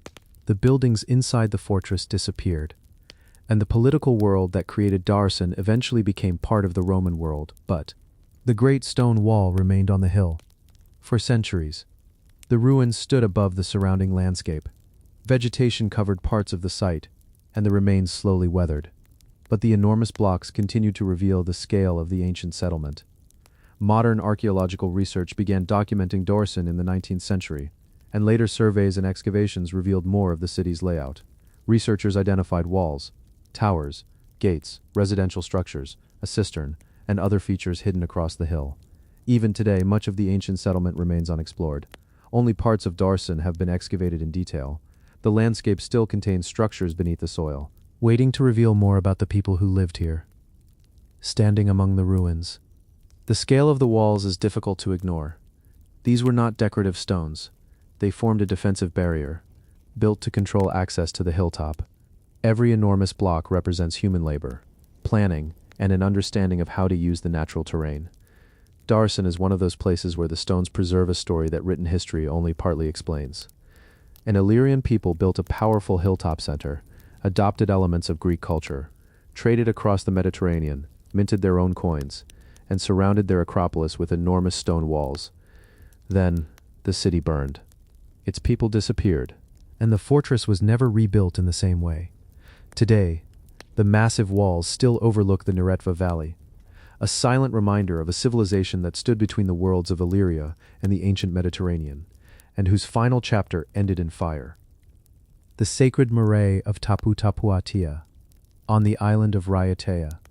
At the edge of a turquoise lagoon, a stone ceremonial complex sits between the mountains and the sea.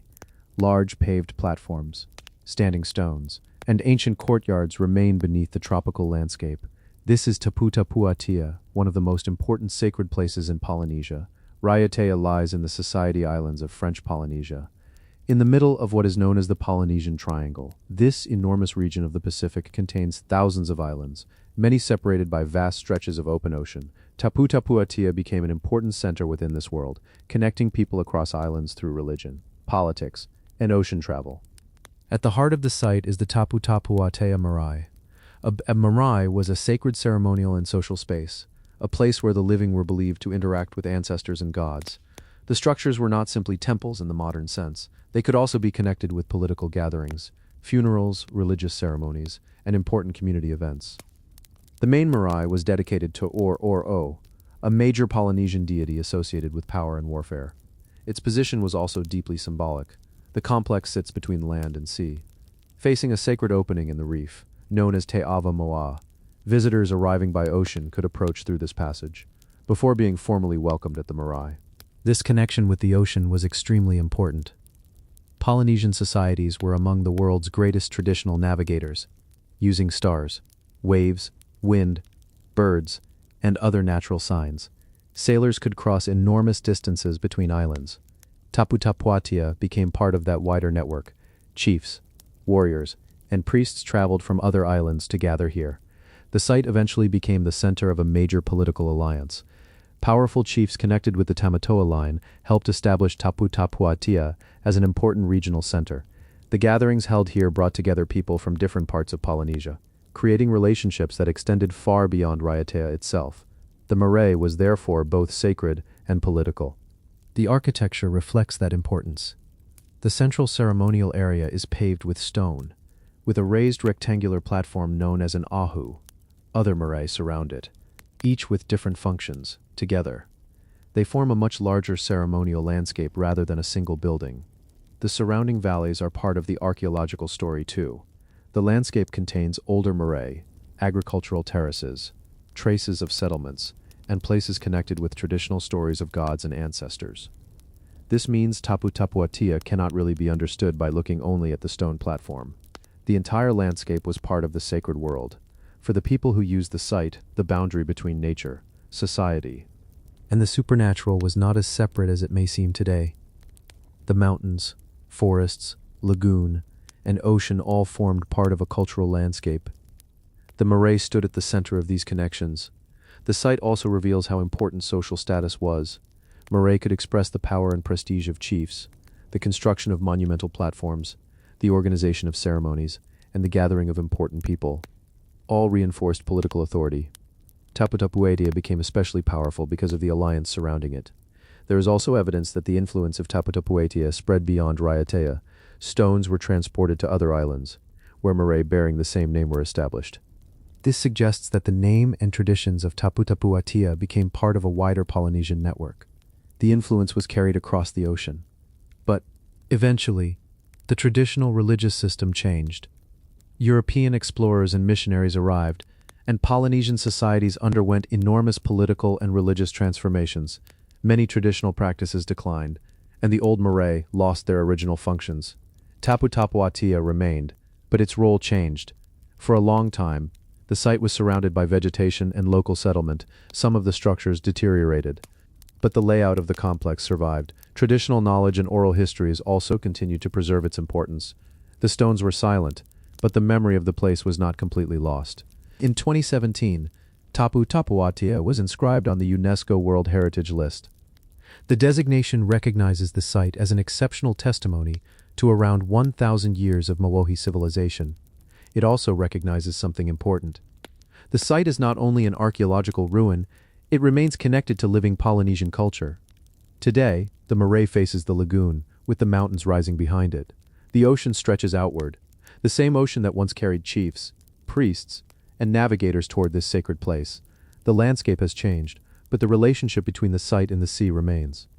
Tapu Tapu Atia is remarkable because it shows that ancient Polynesian civilization was not isolated. People traveled enormous distances across the Pacific, created political alliances, developed sophisticated navigation traditions, and built sacred places that connected communities across thousands of kilometers. At the center of it all, the marae stood between the human world and the world of ancestors and gods. The people who gathered there are gone. Their ceremonies have changed, but the stone platforms remain. And beside the lagoon of Raiatea, Tapu Tapu Atia still preserves the memory of a civilization that understood the Pacific not as an empty ocean, but as a vast network of islands, connected by people, tradition, and the sea. Rock Fortress of Yapahua. Yapahua became important during the 13th century, a period when Sri Lanka faced repeated threats from powerful forces arriving from southern India. In 1272, King Bhuvanakabahu I moved his capital here from Dambadenia. The choice was strategic. The enormous rock provided natural protection, while its height gave defenders a clear view across the surrounding countryside. The fortress was protected by more than the rock itself. Walls, ramparts, and moats surrounded the lower sections. The steep slopes made a direct attack extremely difficult. Anyone approaching the upper fortress had to pass through controlled entrances, and eventually climb toward the royal complex. But Yapahua was not built only for war. At the summit, the king established a palace complex, administrative buildings, and most importantly, a temple for the sacred tooth relic of the Buddha. The relic was one of the most powerful symbols of kingship in medieval Sri Lanka. Possessing it helped establish the legitimacy of a ruler. So Yapahua became both a military fortress and a sacred royal center. The journey toward the upper palace is what makes Yapahua so remarkable. A monumental staircase rises through the rock, but it is far more than a practical set of steps. The stone around the staircase is covered with extraordinary decoration, mythical creatures, dancers, musicians, floral patterns, and guardian figures were carved directly into the architecture. Among the most recognizable are the Makara figures, mythical creatures traditionally represented with powerful animal features. Their bodies twist along the stone balustrades, while elaborate patterns emerge around them. Nearby, muscular dwarf-like figures appear to support architectural elements. The effect is almost theatrical. The staircase also contains figures of dancers and musicians, frozen in movement within the stone.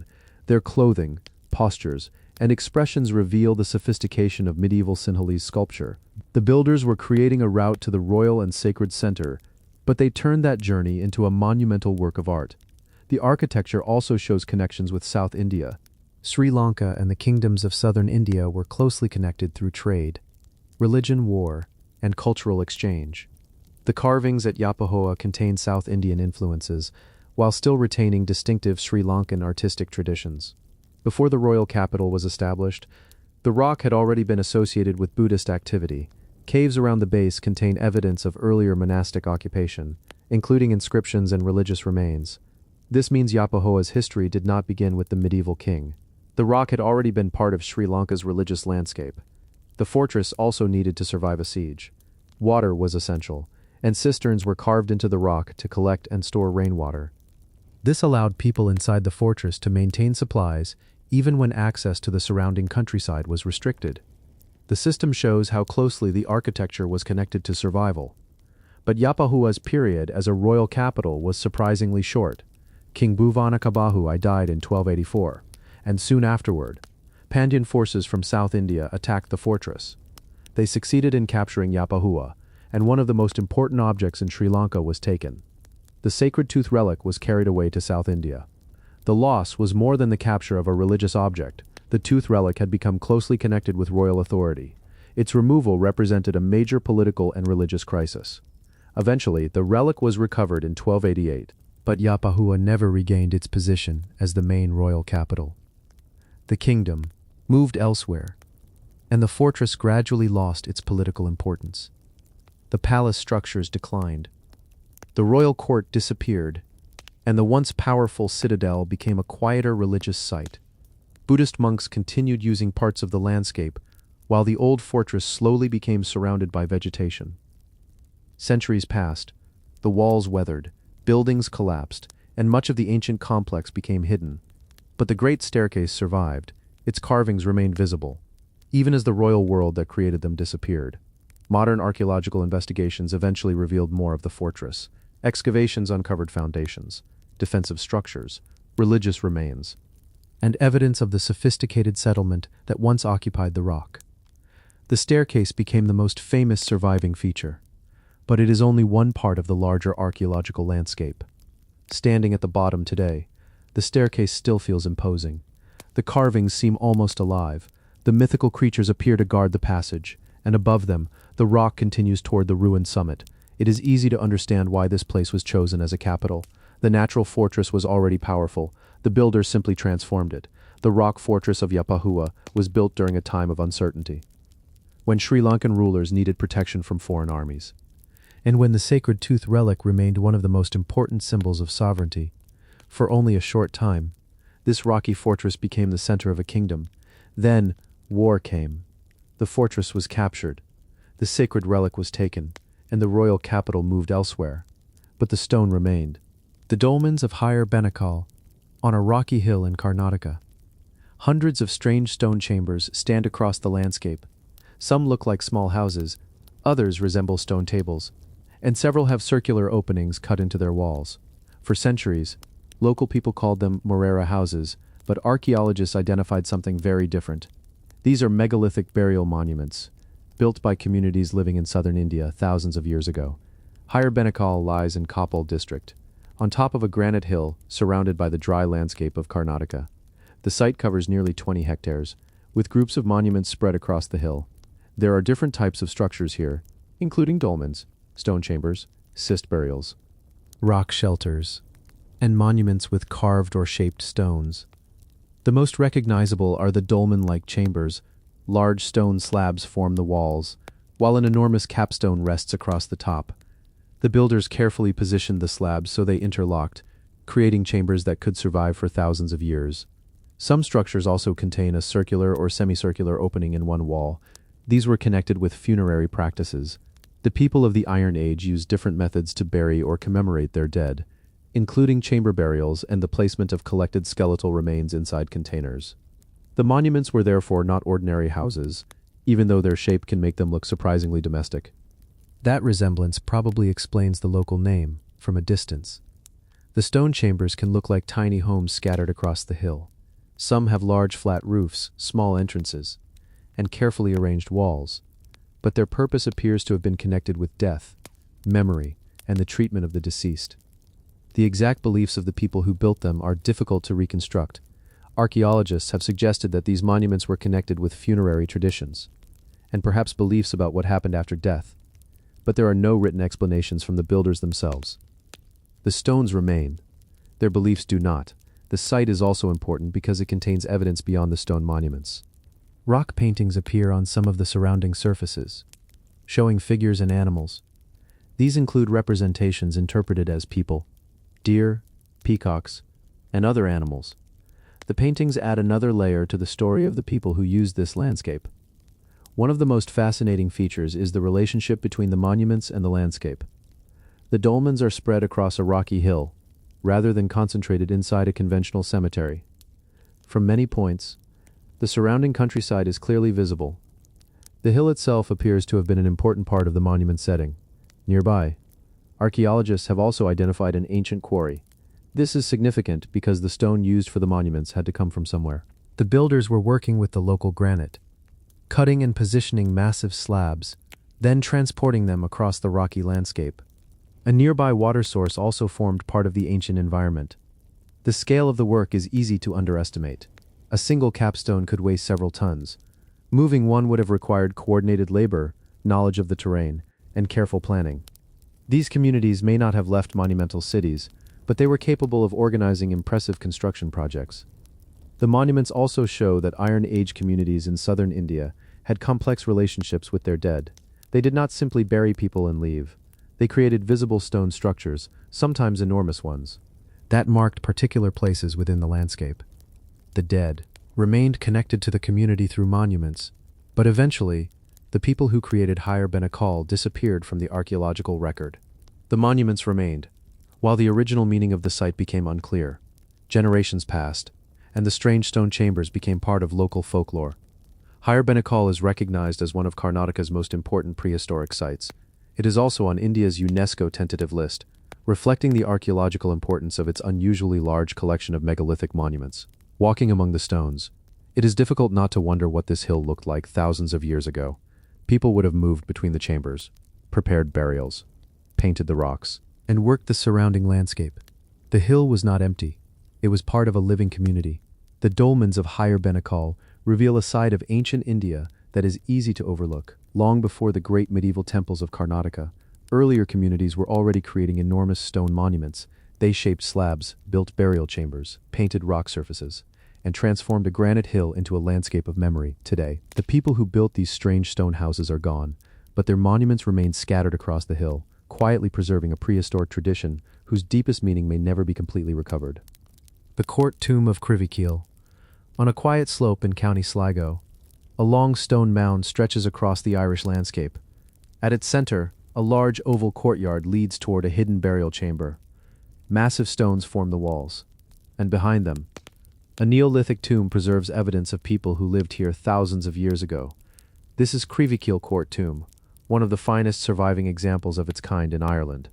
Crivykeel was built during the Neolithic period, between roughly 4000 and 2500 BC.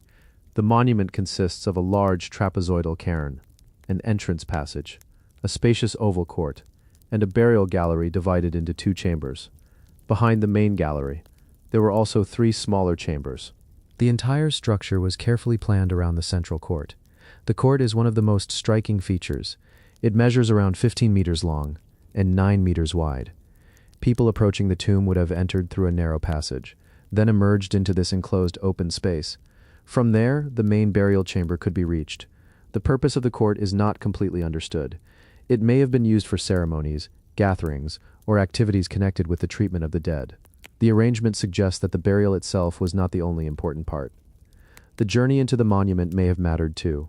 Inside the gallery, large upright stones divided the chamber into separate spaces. The original roof was constructed using a corbelled technique, with stones gradually overlapping toward the center.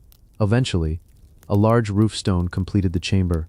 For Neolithic builders, creating such a structure from massive stones would have required considerable planning and cooperation. The tomb was excavated in 1935, under archaeologist Hugh O'Neill Henkin. The excavation revealed several cremation burials, along with pottery, flint tools, polished stone axes, quartz crystals, and other objects. Animal remains were also discovered, including sheep, pig, ox, fish, and periwinkles. These discoveries give us a glimpse into the people who used Crivykeel. They were not simply placing bodies inside a stone chamber. They were performing activities involving food, tools, fire, and objects that may have carried symbolic meaning. The monument appears to have been part of a wider ritual landscape. The stone itself also tells an interesting story. The builders used local gray sandstone, meaning much of the material could be obtained from the surrounding region. The cairn was held in place by a stone revetment, a carefully constructed outer retaining structure. Even the outer edges of the monument were deliberately engineered. The monument may also have changed over time. Archaeologists believe Crivykeel was probably extended more than once during its period of use. That means the tomb was not necessarily built, used, and abandoned in one single event. Different generations may have returned, modified the structure, and continued using the same sacred place. That possibility makes Crivykeel especially interesting.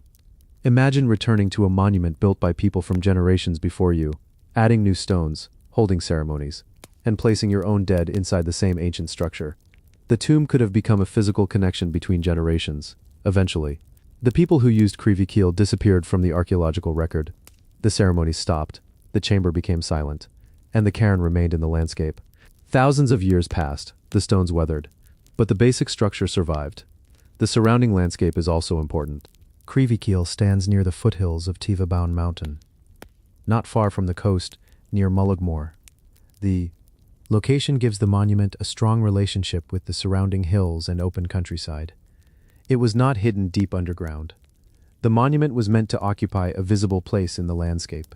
Today, the restored stones give us a surprisingly clear idea of its original design.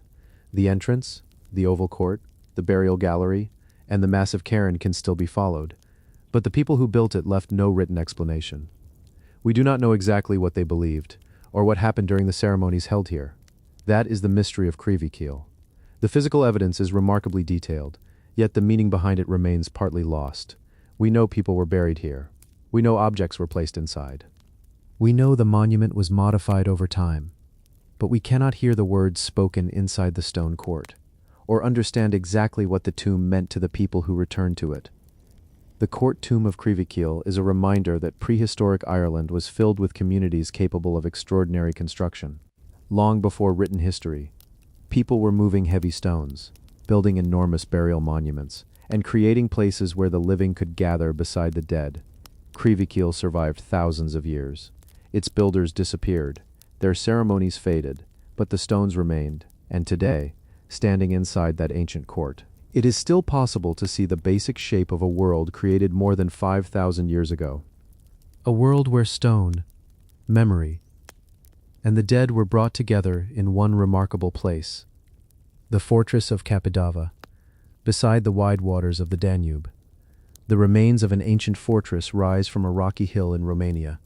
Massive walls once surrounded soldiers, civilians, storage buildings, and a busy settlement connected to one of Europe's greatest rivers.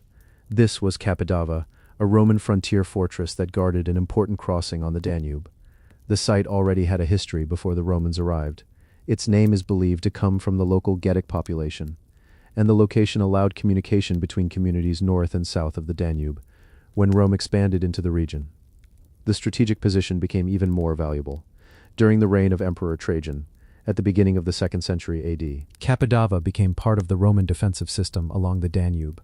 Soldiers from the Legio Macedonica and Legio Walevens Claudia were involved in constructing the fortress. Its position was carefully chosen, on a rocky mass rising above the river, with the natural terrain helping protect the settlement. The fortress itself was substantial. Its walls formed a roughly rectangular enclosure, around 105 by 127 meters. The walls were more than 2 meters thick and several meters high. 7 towers strengthened the defenses, including rectangular and horseshoe-shaped towers. A gateway connected the fortress with the surrounding territory, while another opening provided access toward the Danube and its harbor. But Kapidava was not simply a military camp. A civilian settlement developed around the fortress, creating a community where soldiers and civilians lived alongside one another. Goods arrived by river, people traveled through the region, and the fortress became part of a larger network along the Roman frontier. The Danube was both a defensive boundary and an important route for movement and trade. The location was especially useful because of a nearby crossing from the fortress. Soldiers could observe movement along the river and control access through the surrounding landscape. The Romans understood that controlling the river meant controlling movement. Kapidava became one link in a much larger chain of fortifications. The ancient road network also connected Kapidava with other Roman settlements. The Tabula Peutingeriana records distances between Kapidava and nearby centers, and archaeological discoveries have helped confirm those distances. A milestone discovered in the region indicates a distance of about 27 kilometers from Axiopolis to Kapidava. The written evidence and physical remains therefore reinforce one another. Life inside the fortress would have been very different from the quiet ruins visible today. Soldiers moved through the gates, supplies arrived, orders were issued, and boats traveled along the Danube. Beyond the military structures, a civilian community developed its own activities. The fortress was therefore a living settlement, not simply a line of stone walls. The Roman frontier also changed over time. Kapidava was rebuilt and modified as military conditions changed, and later generations continued using the site. The fortress remained important long after its original construction, reflecting the changing political situation along the lower Danube. Eventually, Roman power in the region weakened. The fortress continued through later periods, including the Byzantine era, when the defenses were strengthened and the settlement remained strategically important. Kapidava therefore survived far beyond the period of its original Roman construction. But eventually, the fortress was abandoned. By the middle of the 11th century, its permanent occupation had come to an end. The walls remained, but the people who had lived inside them were gone. For centuries, the ruins slowly became part of the surrounding landscape.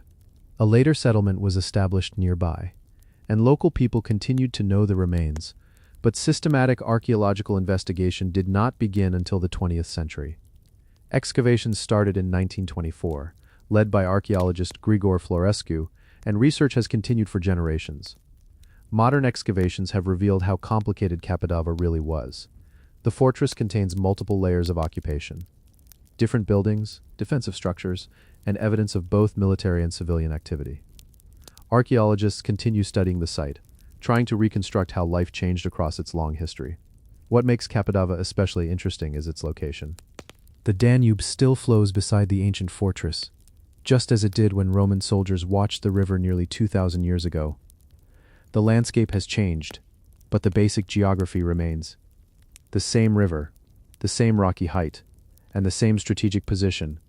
Capodava was built because the Romans understood the importance of this place. A fortress was raised above the Danube. Soldiers were stationed there. A civilian settlement developed around it, and the river became a highway connecting the frontier with the wider Roman world. Centuries later, the fortress was abandoned. Its gates stopped opening, its soldiers disappeared, and its streets fell silent, but the walls remained beside the Danube, preserving the story of a frontier community that once stood at the edge of the Roman world. The Bronze Age gold hats. In the museums of Europe, 4 strange golden objects preserve one of the most unusual traditions of the Bronze Age. They are tall, conical, and covered with carefully arranged patterns. At first glance, they almost look too delicate to have survived thousands of years. These are the Bronze Age gold hats, rare ceremonial objects whose exact purpose is still debated. Only 4 examples are currently known, and they were discovered in parts of Central and Western Europe. The oldest known example, the golden hat of Schifferstadt, was discovered in Germany in 1835. It dates to around the 15th to 13th centuries BC, making it the earliest known example of this type. The hats were made from extremely thin sheets of gold. The metal was carefully hammered, shaped into a tall cone, and decorated with repeated patterns. Circles, dots, bands, and geometric symbols cover their surfaces. The craftsmanship is remarkable, especially considering that the gold was thin enough to be extremely fragile. The most complete example is the Berlin gold hat, now displayed at Berlin's Museum of Prehistory and Early History. It was made sometime during the 9th or 8th century BC and was created from a single seamless sheet of gold. It stands around 74 centimeters tall, yet weighs less than half a kilogram. The patterns on the Berlin hat may hold an even stranger secret. Researchers have suggested that the repeated symbols were not simply decoration.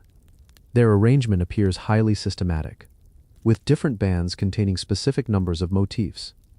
One interpretation is that these patterns represented a lunisolar calendar, allowing the wearer to relate lunar months to the solar year. If that interpretation is correct, the person wearing the hat may have possessed specialized astronomical knowledge. The patterns could potentially have helped calculate periods of the year and even identify certain lunar events.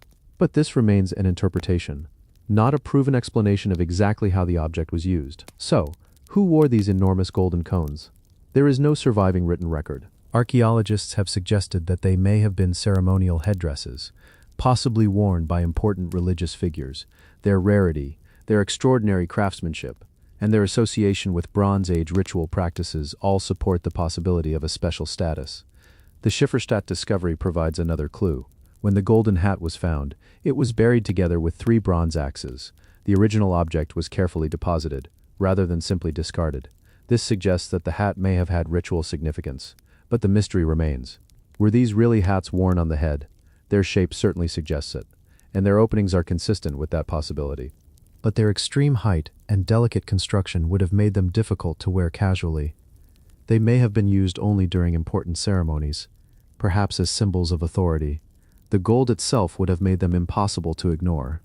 Imagine one of these objects catching the sunlight, its entire surface covered with thousands of tiny reflective patterns.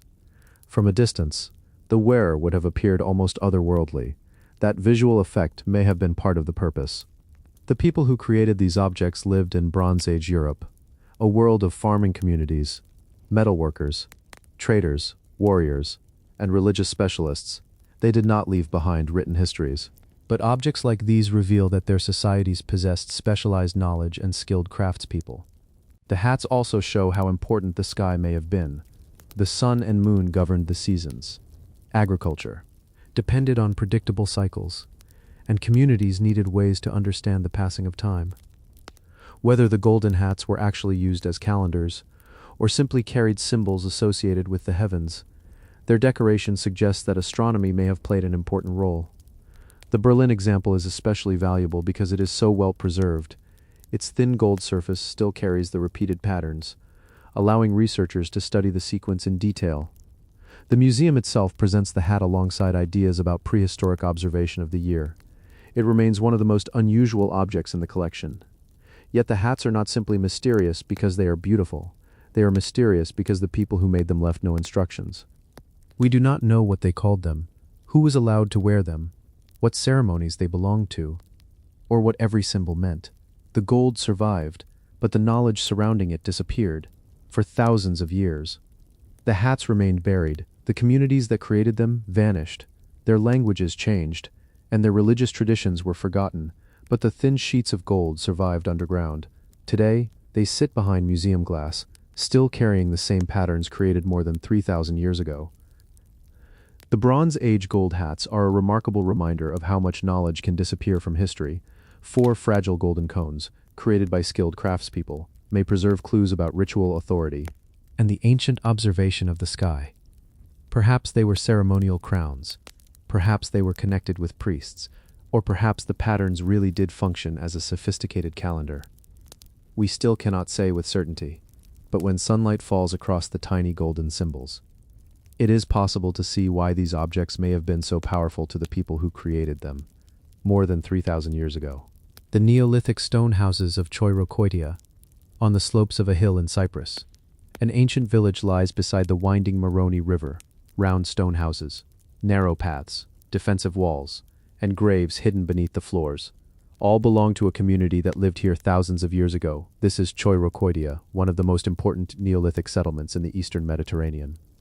Chochkitam was established during the 7th millennium BC, at a time when farming communities were spreading across the Mediterranean. The settlement was built on a hillside, partly protected by a bend in the river. Its position provided access to water, while the surrounding landscape offered land for farming and keeping animals. The houses are among the most recognizable features, instead of rectangular buildings.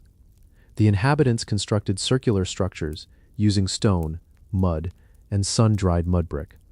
Many had flat roofs, and several circular buildings were combined to form a single household complex. Inside, the houses were surprisingly organized. Several rooms could surround a small open courtyard, where everyday activities took place. Grinding grain, preparing food, making tools, and other domestic work would have happened within these spaces. The village was not simply a collection of shelters, it was a carefully organized community. The houses were also built very close together. Walls, courtyards, and pathways created a dense settlement across the hillside. The arrangement suggests that the inhabitants were living as a closely connected community, rather than as isolated families. But Chochkitam was protected too. Successive walls were constructed around parts of the settlement, with a complex system controlling access. Building these walls required a considerable amount of collective labor. The construction suggests that the community was capable of organizing large projects for the benefit of the settlement. The people who lived here were farmers, but farming was only part of their lives. They cultivated crops such as wheat, barley, and lentils, while also keeping animals including sheep, goats, and pigs. Hunting was also important, with deer among the animals found in the archaeological evidence. Their tools reveal another side of daily life. The inhabitants worked stone into axes, hammers, grinding tools, and vessels. They also used flint for blades and sickle elements, while bone was shaped into needles and other tools. This was a society capable of producing a wide range of specialized equipment. One unusual feature of Chochkitam is the absence of pottery. The settlement represents the aceramic Neolithic, meaning that pottery was not yet part of the community's material culture. Instead, people made containers and vessels from stone. Some were carefully shaped and polished, showing considerable skill in stoneworking. But perhaps the most striking discovery lies beneath the houses. The dead were buried in pits beneath the floors. This meant that the deceased remained physically connected with the household. Even after death, people continued living above the graves of their ancestors. The burials were accompanied by objects such as stone vessels, and the settlement has also produced anthropomorphic figurines. These discoveries suggest that the people of Chochkitam had developed beliefs and rituals surrounding death, although we can no longer know exactly what those beliefs meant. The village therefore connected everyday life with the dead. Families cooked, worked, stored food, and slept inside the same structures where earlier members of the community had been buried. The house was not simply a place for the living, it also became a place of memory. Eventually, something happened to Chochkitam. The settlement was abandoned, and the community disappeared. The archaeological evidence does not provide one definite explanation for why. The site was eventually left behind, and Cyprus entered a different phase of Neolithic development. For thousands of years, the remains stayed beneath the hillside. Walls collapsed, buildings disappeared, and the landscape changed, but enough survived for archaeologists to reconstruct parts of the ancient village. Only a portion of Chochkitam has been excavated, leaving much of the settlement still preserved beneath the ground. That makes the site especially valuable. It is not simply an archaeological ruin. It is a preserved record of how one early farming community organized itself. The houses, defensive walls, burials, tools, and food remains all provide different pieces of the story. Today, several reconstructed circular houses stand near the archaeological site, built using traditional materials and techniques to help visitors understand what the original structures may have looked like. But the real ruins remain the most important part. The ancient stones still follow the contours of the hillside, just as they did thousands of years ago. The stone houses of Chochkitam show us a world that existed long before cities as we know them. People settled permanently, built houses, farmed the land, raised animals, protected their village, and buried their dead beneath their own floors. They left no written history, no explanation of their beliefs, and no record of why the settlement was eventually abandoned. But the circular houses remain, quietly preserving the story of one of Cyprus's earliest farming communities, a village where the living and the dead remain together beneath the same ancient roofs. The cave city of Eski-Kermen, high on a rocky plateau in Crimea, an ancient fortress city stretches across the top of the cliffs. From a distance, it looks almost like an ordinary mountain, but inside the rock, hundreds of chambers were carved directly into the stone. Homes, storage rooms, churches, burial chambers, and defensive spaces all formed part of Eski-Kermen. The name itself means Old Fortress. Eski-Kermen was established around the 6th century. During the Byzantine period, the plateau was roughly a kilometer long, but only about 200 meters wide. Its steep cliffs provided a natural defense, while the flat top gave the inhabitants enough space to build a substantial settlement. The first purpose of the settlement was largely military. A fortress was built to protect the region, and its position allowed people to control movement through the surrounding landscape. But Eski-Kermen eventually became much more than a fortress. A permanent community developed here, with houses, workshops, religious buildings, and areas for storing food. The most unusual feature is the cave architecture. Instead of building every room from stone blocks, the inhabitants carved spaces directly into the soft rock of the plateau. Some chambers were used for storage, others for living, and some were connected with religious practices. Today, around 400 artificial cave rooms still survive. The caves were not necessarily underground homes in the way we might imagine. Many opened directly onto the cliffs, or were positioned beneath buildings and pathways. They became extensions of the city, hidden inside the rock itself. The result was a settlement with two worlds, buildings above and chambers carved below. The city also had important religious structures. Archaeologists have identified the remains of a basilica, along with several cave churches and burial spaces.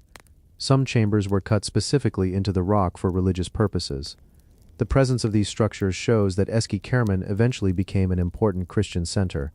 One of the most interesting discoveries comes from the burial chambers. Archaeological excavations found catacomb burials in the slopes around the plateau, dating from roughly the 5th to 7th centuries. Inside the fortress itself, communal burial chambers were also carved from solid rock. These contained human remains that had apparently been moved there after earlier burial. The city continued developing through the Middle Ages. Its military importance changed over time, but Eski-Kermen remained an active settlement by the medieval period. It had become a center for trade, craft production, and everyday life. The caves were no longer simply defensive features. They had become part of the normal life of the city. Imagine walking through Eski-Kermen centuries ago. Above you, stone houses and streets covered the plateau. Below and around you, dark chambers opened into the cliffs.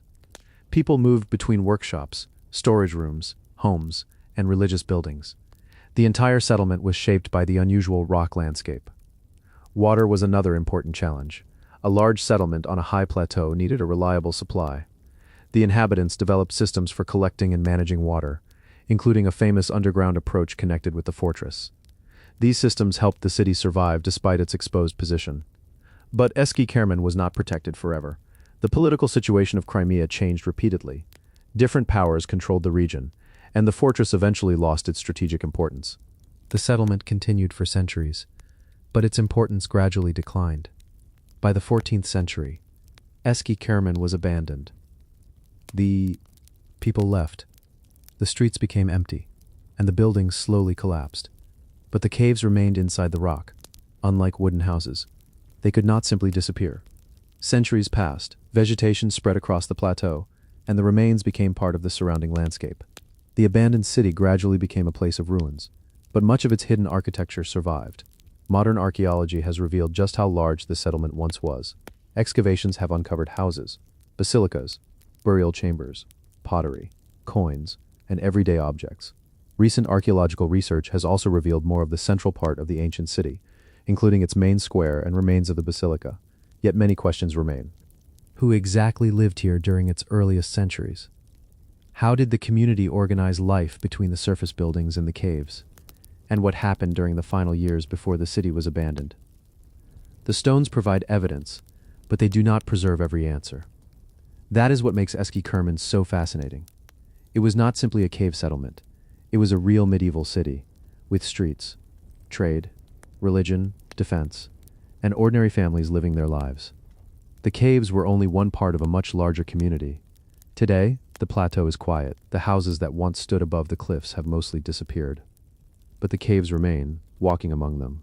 It is possible to see doorways, storage chambers, churches, and rooms carved directly from the mountain. The rock itself has become the archive. The cave city of Eski-Kermen shows how people could transform an unusual landscape into a functioning city. They built walls across the plateau, carved hundreds of rooms into the cliffs, created churches and burial chambers, and developed a settlement that survived for centuries. Eventually, the city fell silent.